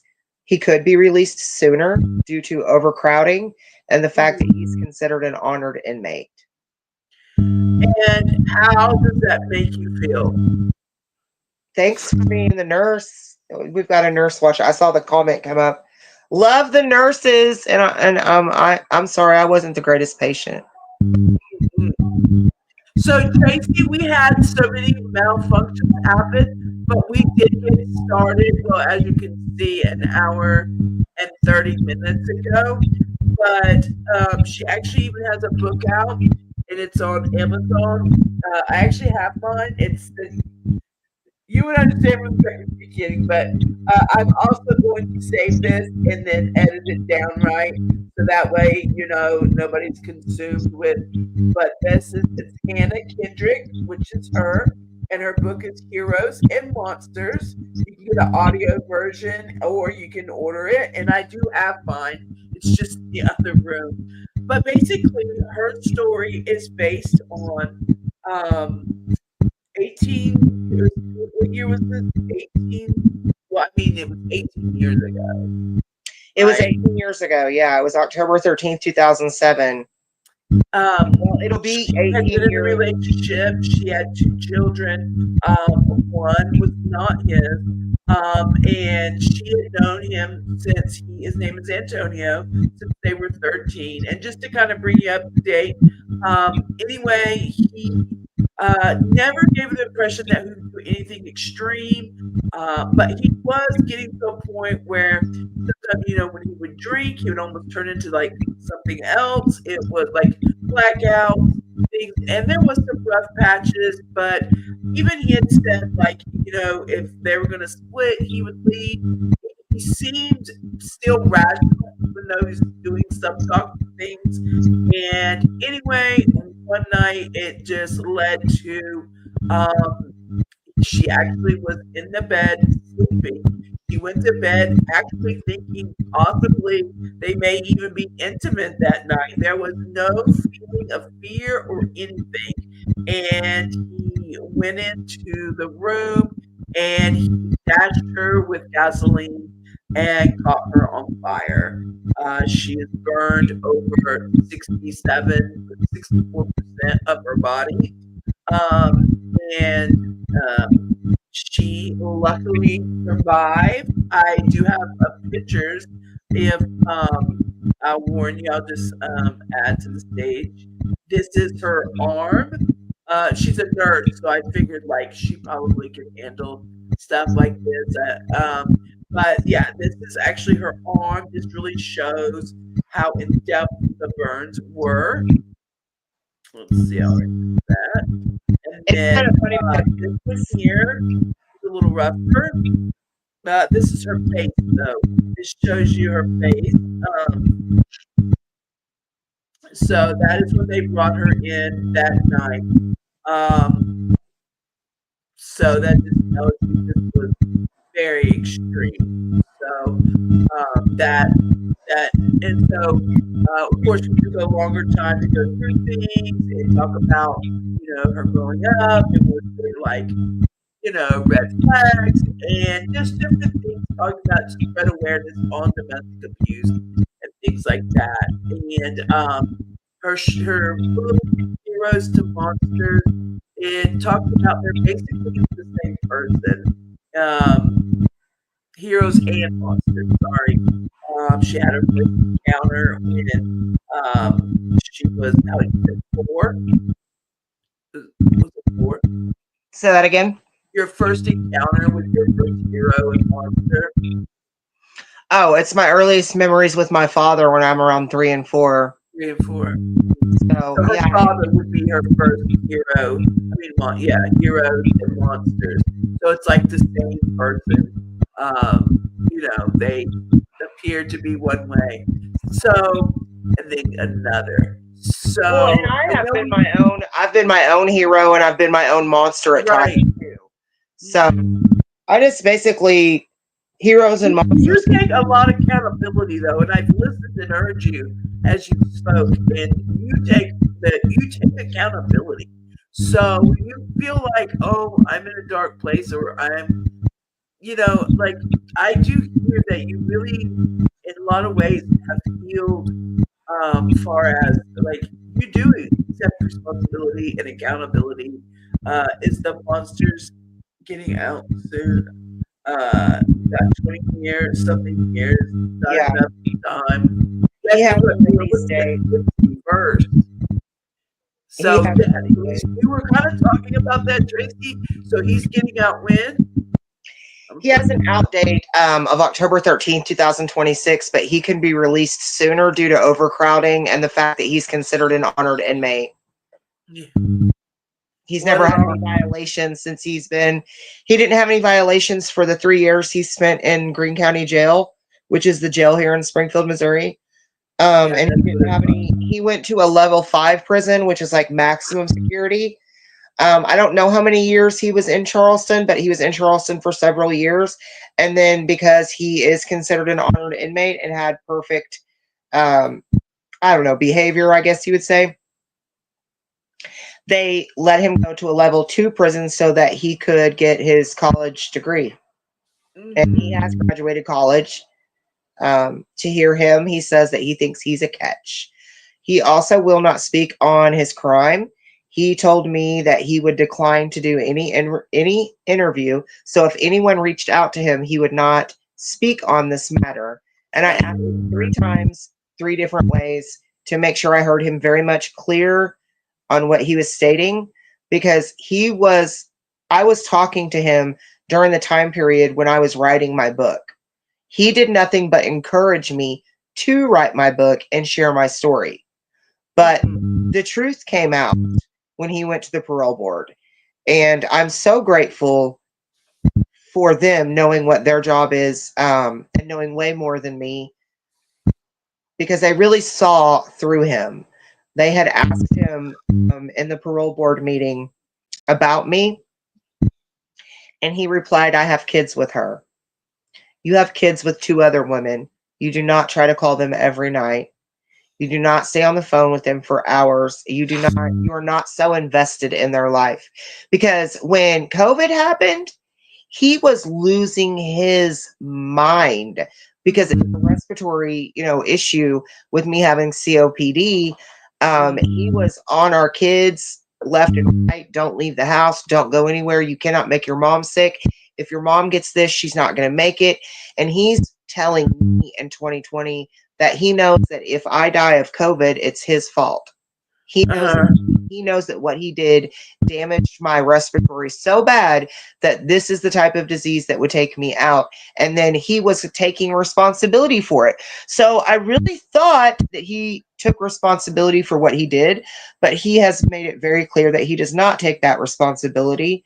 The last conversation that I had with him, he was upset because there was a TikTok that was made that was viral at that moment. It had over 2 million views, and he was pissed off. I heard anger in his voice like I have not heard since before he set me on fire. And all of these years, whenever I talk to him, he's never been mad at me. As a matter of fact, I've cussed him out so many times, and he'll just stay on the phone. Sometimes I cuss him out and hang up on him, and he'll even try to call me back. So I took that all as him taking responsibility for himself. But when it came out and everything came out at the parole board and they asked him about me and he didn't want to talk about me, I know they knew about my book because they said to him, this is the stuff that movies are made from. And he didn't speak on it. Whenever I talked to him on the phone. This is her book, guys. Hannah Kendrick, Heroes and Monsters. I have mine. It's outside of the other room. And anyway, but you can get it on Amazon. You can even order it on audio. But it is, like I said, there it is right there. This is the version that I edited. So it's not for sale version. It's the first copy that came out. And so I went through and edited it. It's full of markings. But it has the pictures. It also talks about her earlier in childhood, just her growing. It has a lot of different things in there. It's not just about that night, and it's very interesting. It also is it's really good. And the reason that I love to do these type of things, although I'm newer to YouTube and I look like a smaller account, I do true crime, doing awareness and spreading awareness, and I love intertwining awareness like domestic abuse with true crime, kind of intertwining those because it just needs more. Because the young, especially younger ones, and people that are going through it right now need to hear. I also concentrate on the teen violence. Also, I always try to do those, and because we need to hear those red flags. I can even hear you saying, you've kind of been back and forth, even though people think, oh, if someone did that to me, that would be it. I would. But I can tell, sometimes you were going through your head, when he was drunk and he blacked out, or trying to rationalize because it's such an extreme thing that happened to you. And also your healing has been through God and getting closer to God. And so, I respect all aspects of it. I feel that you do know, of course. I don't think you still are okay, when you get out, baby, we're good. I don't think it's like that. I that wasn't even that wasn't even the plan. I thought that he wanted to write his story too, and that he was going to be sharing his story, and that he wanted to get out of prison, and that he wanted to basically advocate, tell his story, and prevent other families from going through what we went through. That he was going to be speaking with men about having issues with their anger, and also having issues with them not voicing, I guess, holding stuff in and then letting it build up. But he has no desire to do anything like that. He has no desire to do that. And it's a false mindset that I had whenever I was actually writing the book. But okay. It just leaves the door open for Heroes and Monsters 2.0. That's right. Tracy, I'll try. We were. I can't She read was the saying comment that on she my was phone. getting You know, my glasses are not strong enough, so I don't know what it she was saying that she was getting a Sarah Ebersol, yes. Thank you, yeah, I'll Tracy. put that back up there for that. I wanted to tell you, she says, Hannah, I follow Sarah. Yeah, I know, I do too. That is a very because I really wanted to help with her at that beginning, and I don't know what has changed. Because I remember, like, I don't think she wanted to just like others to do too much at that time.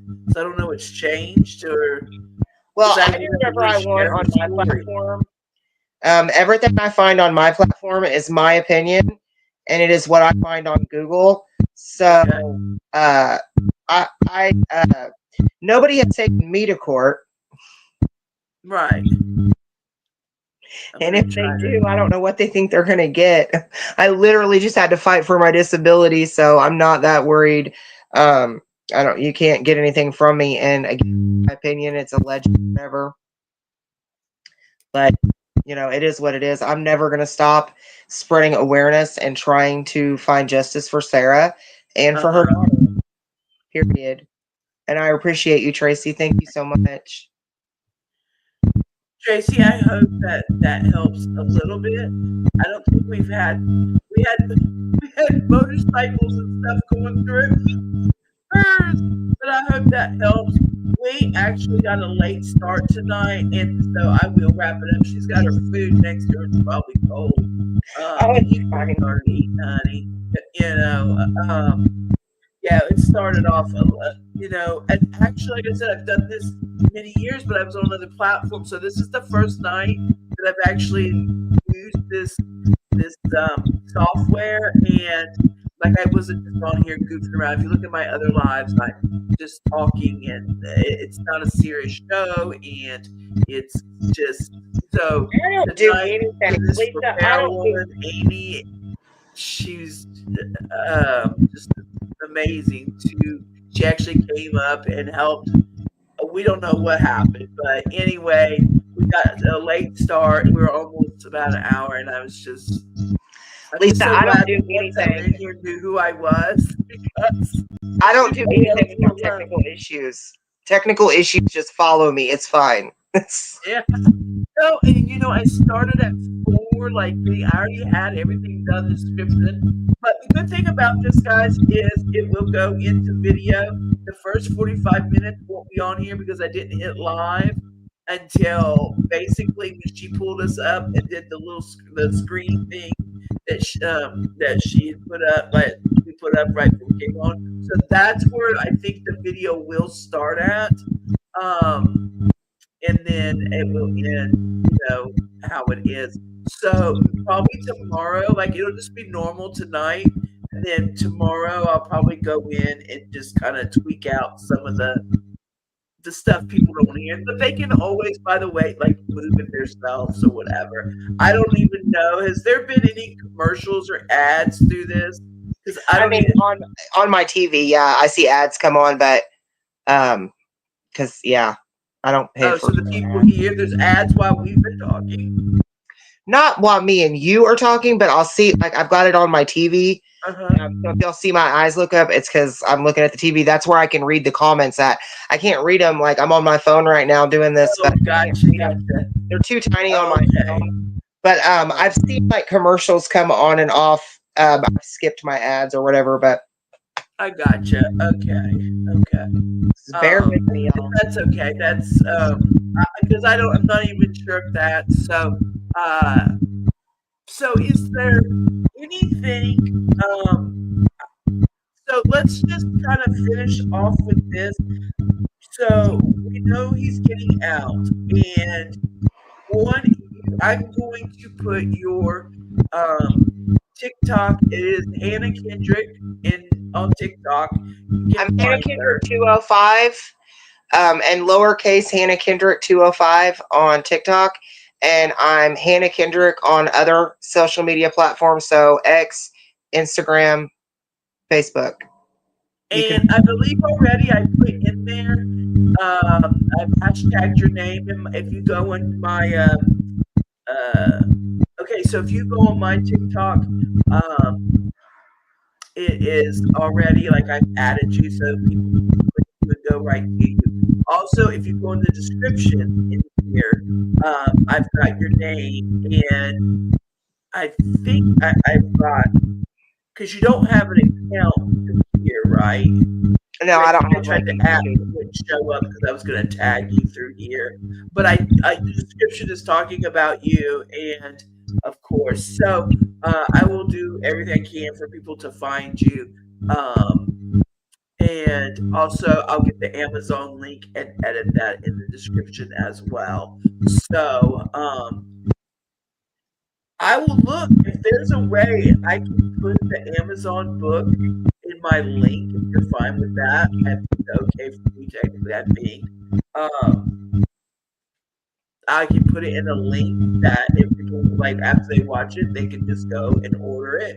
I can put it like in a shop thing. I believe I can, because I have like a storefront, and I just really haven't like, I don't know. I don't try to like go to all the. I know I'm like probably the dumbest business person, but it's like, you know what? I really just got going on here, and I am partnered on here, but especially when it comes to these type of shows, I don't try to do all kinds of stuff. But Yeah. to me, I am like, you know what? If people want to give, if they want to be a membership, whatever they want to do, that's fine. But it's like, I don't know. This has always been a passion, and when it comes to this, I never discuss money, other than because you're here, you have a book. Like I really want to work, get you help with that book because your story can help so many people, so many people. So that's my only concern on here, as far as It's money. so therapeutic. Get the book going more. It's so therapeutic to talk about it and to others about it and be available for other survivors and be available for other people that are going through something. I believe the only reason that I'm here, I used to think it was to raise my children, and now my children are adults. And I know that God did not make me a complete medical miracle to not speak on it. So I always make sure that I let people know that God did this. I really didn't do a whole lot, y'all. I mean, people tell me, "Oh, you're strong." And I don't feel like I really had a choice. I was extremely angry, and that emotion got me pretty far. Yeah.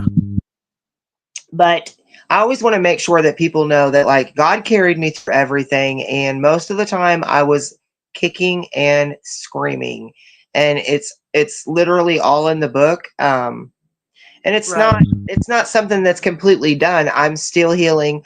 I still have issues. It's going to be a lifelong journey, and that's okay. And that's another thing I want other survivors to understand, is that you're not just going to wake up one day and be your old self or everything's going to be healed. It doesn't work like that. It's a lifelong thing. And when you're dealing with severe PTSD and you're dealing with anxiety, mental health issues that come from being used in any situation, whether it's, I don't know if I can say it on here, but I'll say whether it's sexual or whether it's violent abuse, it changes you. It changes the way you see the world. I feel like my relationship with my father is the reason and the why as to maybe how I handled my ex-husband and how I've even handled it since him being in prison, because it's so important that people truth. And so I will always be available for anyone that ever, needs me. I hope that I don't ever have a platform that's too big that I'm not reachable, because it's everyday people that I talk to that have given me the healing and, like the reassurance from God that like I'm doing exactly what I came here to do, which is I just don't die easy. I just keep surviving all this stuff. And I'm giving him the glory because like I said, I don't feel like it's really me. I feel like it's him, and he's using me. So I stopped kicking and screaming. Here I am. Look, Tracy said she's got it in her Amazon card. Thank you, Tracy. Thank you, Tracy. And you hit my, like, whenever I saw the message go from here to up on my TV, because it is a little bit of a delay. So, like, I knew you messaged something and I saw my name, but then whenever I saw Sarah Ebersol's name on there, I was like, yes. Aww. And yeah, we'll definitely talk about Sarah later too. I want to talk to you about that. Yeah, I can talk about anything. Tracy, so maybe I can find you on Facebook. Everywhere, actually everybody will still kind of see me. I'm on here as Search with Lisa, of course, but I am still I was from You Now, and I was on there for many years. Robin is like one of my day one. She's been with me. Robin, how many of these do you think we've done? Probably at least 100. I mean, literally, we love this. We love to bring awareness into the community, and it's about like what people have survived and done. And Robin herself has been through, like, she has been fighting cancer and brain cancer, and let me tell you, she had it when I met her years ago, and she is still kicking strong. So, it's like, let me tell you, God, he is so good, and he will not bring you home until he's ready. These doctors can tell you whatever. And that's right. The doctors can tell you science only goes so far.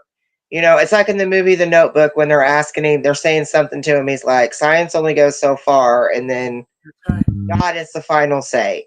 So don't ever listen. And, as long as someone has breath in them, a miracle can happen. God can do anything. I always pray for a miracle. My mom, speaking of the Notebook, she has dementia, and she got it so young, and I think that's why I get so mad too, like, about it, because she got it at 60, her lower 60s, diagnosed at 65, and it's like, she's always been in great shape. She's a teacher, a kindergarten teacher for 30 years, and it's just, I hear like a kickback in your phone. Do you hear something? Well, I hear the traffic. I don't know what they all can hear. And I live on a residential street, but this thing's like, I don't know if there was a wreck and they're detouring traffic, because I never have this much traffic right in front of me. I apologize, y'all. Well, we'll definitely get all your stuff linked, and we're at any other time. You have been the best first guest I've done. I couldn't have asked for someone more patient, and any other time I would have links coming across, everything working, and I just don't know what happened. It's fine, like I said. But you know what? Amy saved the day. You were here. You were patient. People showed up, and they sat and they waited and just talked to each other. Thank God it was the people that knew each other, and then we had a couple pop in. And even tonight, I was surprised that Vu popped in, because I started to share, some out, but it sent out like the links too. And the thing is, I haven't done, like, I've done some silly lives just to test, like, just looking at StreamYard and what it is. And I used a thing called OBS before. So this is all new, and it's actually not a hard thing, but if you don't know it, you don't know it, because you just don't go live. I leave that to you professionals. I said I leave that to you professionals. But I love these, because although I do videos, and I've actually, guys, got a good video getting ready. I'm going to do it all myself from beginning to end. And it is actually about, I don't know how you guys feel, but it's about the dangers. It fits crime, but it also fits social media. But it's about the crime and the safety versus a little bit of integrity. You're talking about social media with integrity? No, because I don't want to be the integrity police. Because everybody, like, I really am not judging on that. I'm more for the safety, and so people are calling out integrity, and I discuss that, but I'm like, I'm not here to judge what people, and that's You're just gonna get fine, you're gonna right? get both. But You're gonna get the good and the anyway, bad. it's going to be based on about the whole. I I didn't dig real hard into the pet pig or the pig pay thing, but I'm really big about like trafficking and things like that. Do you know what I'm talking about? Yes. Yeah. Yes. So it's And kind of about that, but it's not degrading or talking bad about the people doing it per se. I don't even think half the people understand what they're doing. And it's become a huge trend, and I'm worried about the young ones doing this.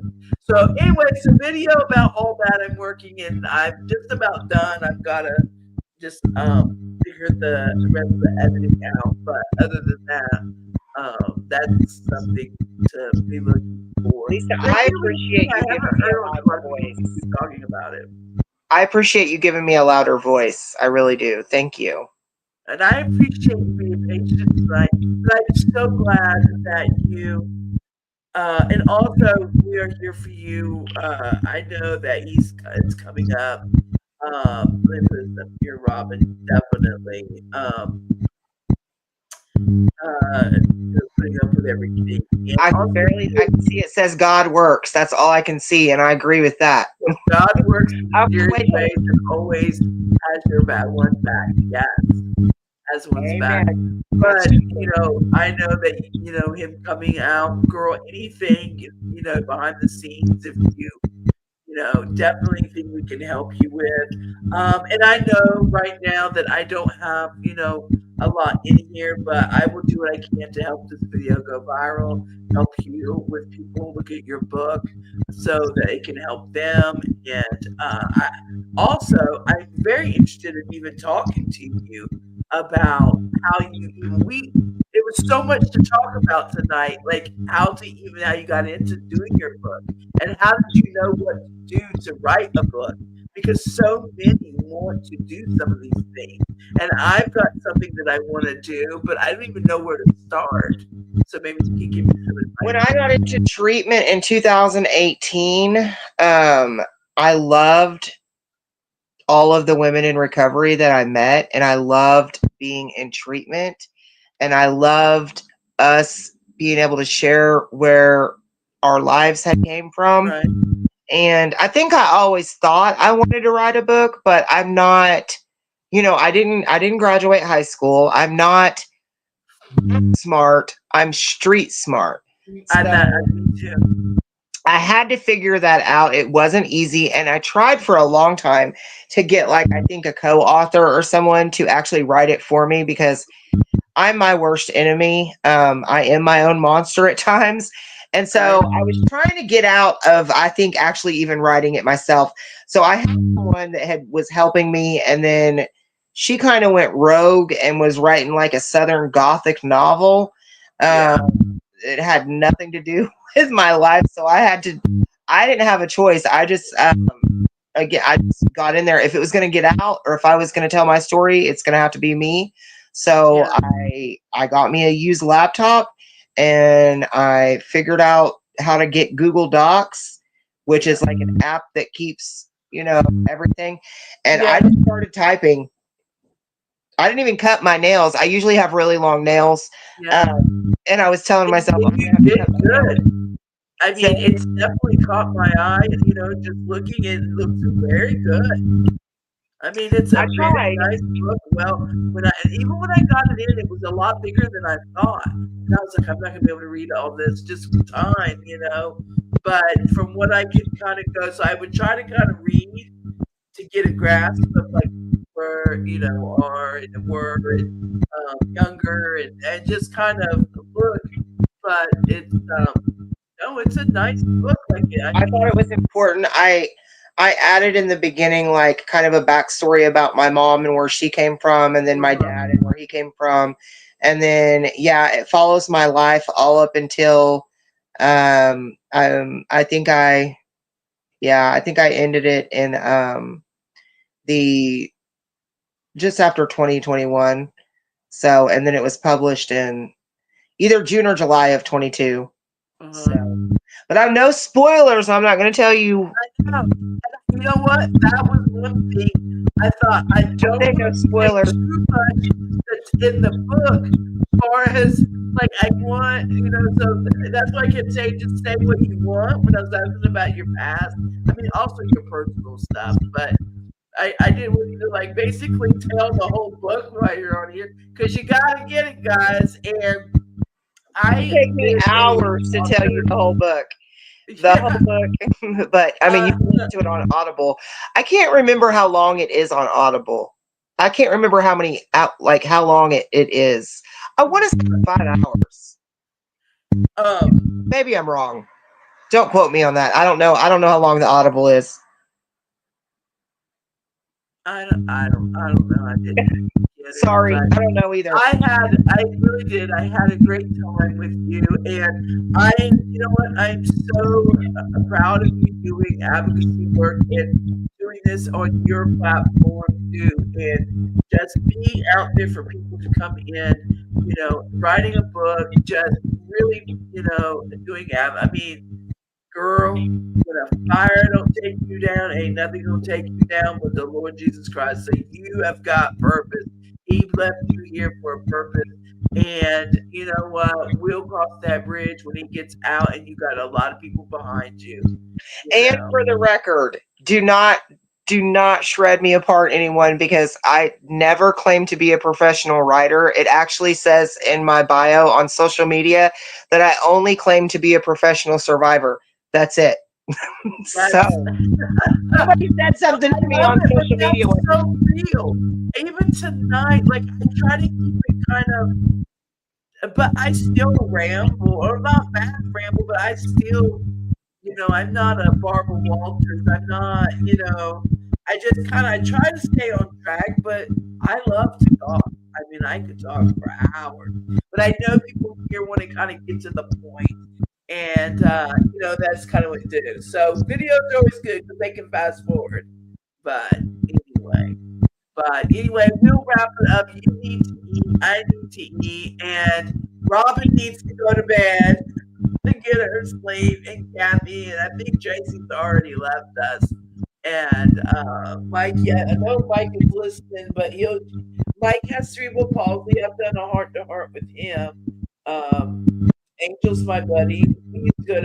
We've all been the playlist together, done social media outlets and stuff together. So, but he's got cerebral palsy, and he has been such a good advocate for cerebral palsy. He was a baseball coach for 15 years. But anyway, see, I could go on forever. Like I just, I love these people, and and Cheyenne's art in here too. So anyway, but is that my Cheyenne or is that your Cheyenne? She can be our Cheyenne. She's our Cheyenne. She can be our Cheyenne, but she's the one that knows you through the case. I think. Is that who knows? That was Tracy. If it's the Cheyenne I'm thinking about, she's my good friend, but I don't know which one it is. I can't see. It's Cheyenne's art is because she came in and said hello, Miss Hannah. So she knew you. Oh, yeah. Okay, yeah, that's my girl. She's actually working on a landing page for me. Like, she offered to do it, and she is, like, putting together something that is so amazing for me. I'm completely mind blown. Her abilities that she has. So, yeah, that is super cool. She's amazing. Oh, wow. I did a podcast with, I believe it's her boss is what she said, and her name is Gina, and that will air in August at some point. I believe it's August 26th, but so yeah, we love Cheyenne. And if it's not the same Cheyenne, we love you anyway, but love all the Cheyennes. Actually, my phone is gonna die. Yeah, so go ahead and I think I just remove you, and then you just turn off let me remove you. Thank you so much again. Make sure you guys follow her, Hannah Kendrick, over on TikTok, and you can find her also in the descriptions, and also you can find her online where I've added her about this. So I'll make sure you get to her. So Good night, hon. I really do. Your story's amazing. You're amazing. A Thank true you. fighter. Thank you for having me, and thank you for giving me a louder voice and for advocating yourself. Thank you, honey. Good night. Good night. All right, I'm gonna remove you. Okay, I removed. I think I got her. Let's see here. Okay.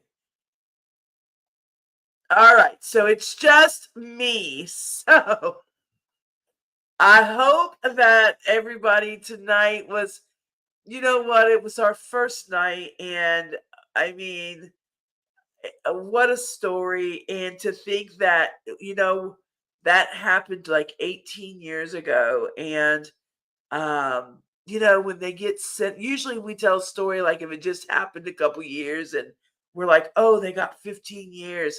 And we don't think, but now look, that happened and now his time is up, you know? And it just doesn't seem right that she has to even worry about that at all after what he's already capable of doing. I mean, 20 years is a long time to sit on it, but it's still, and that's why I wanted to know that, even though we're far away, know that there's people willing to jump hoops to help, and there's people I know that are close to her.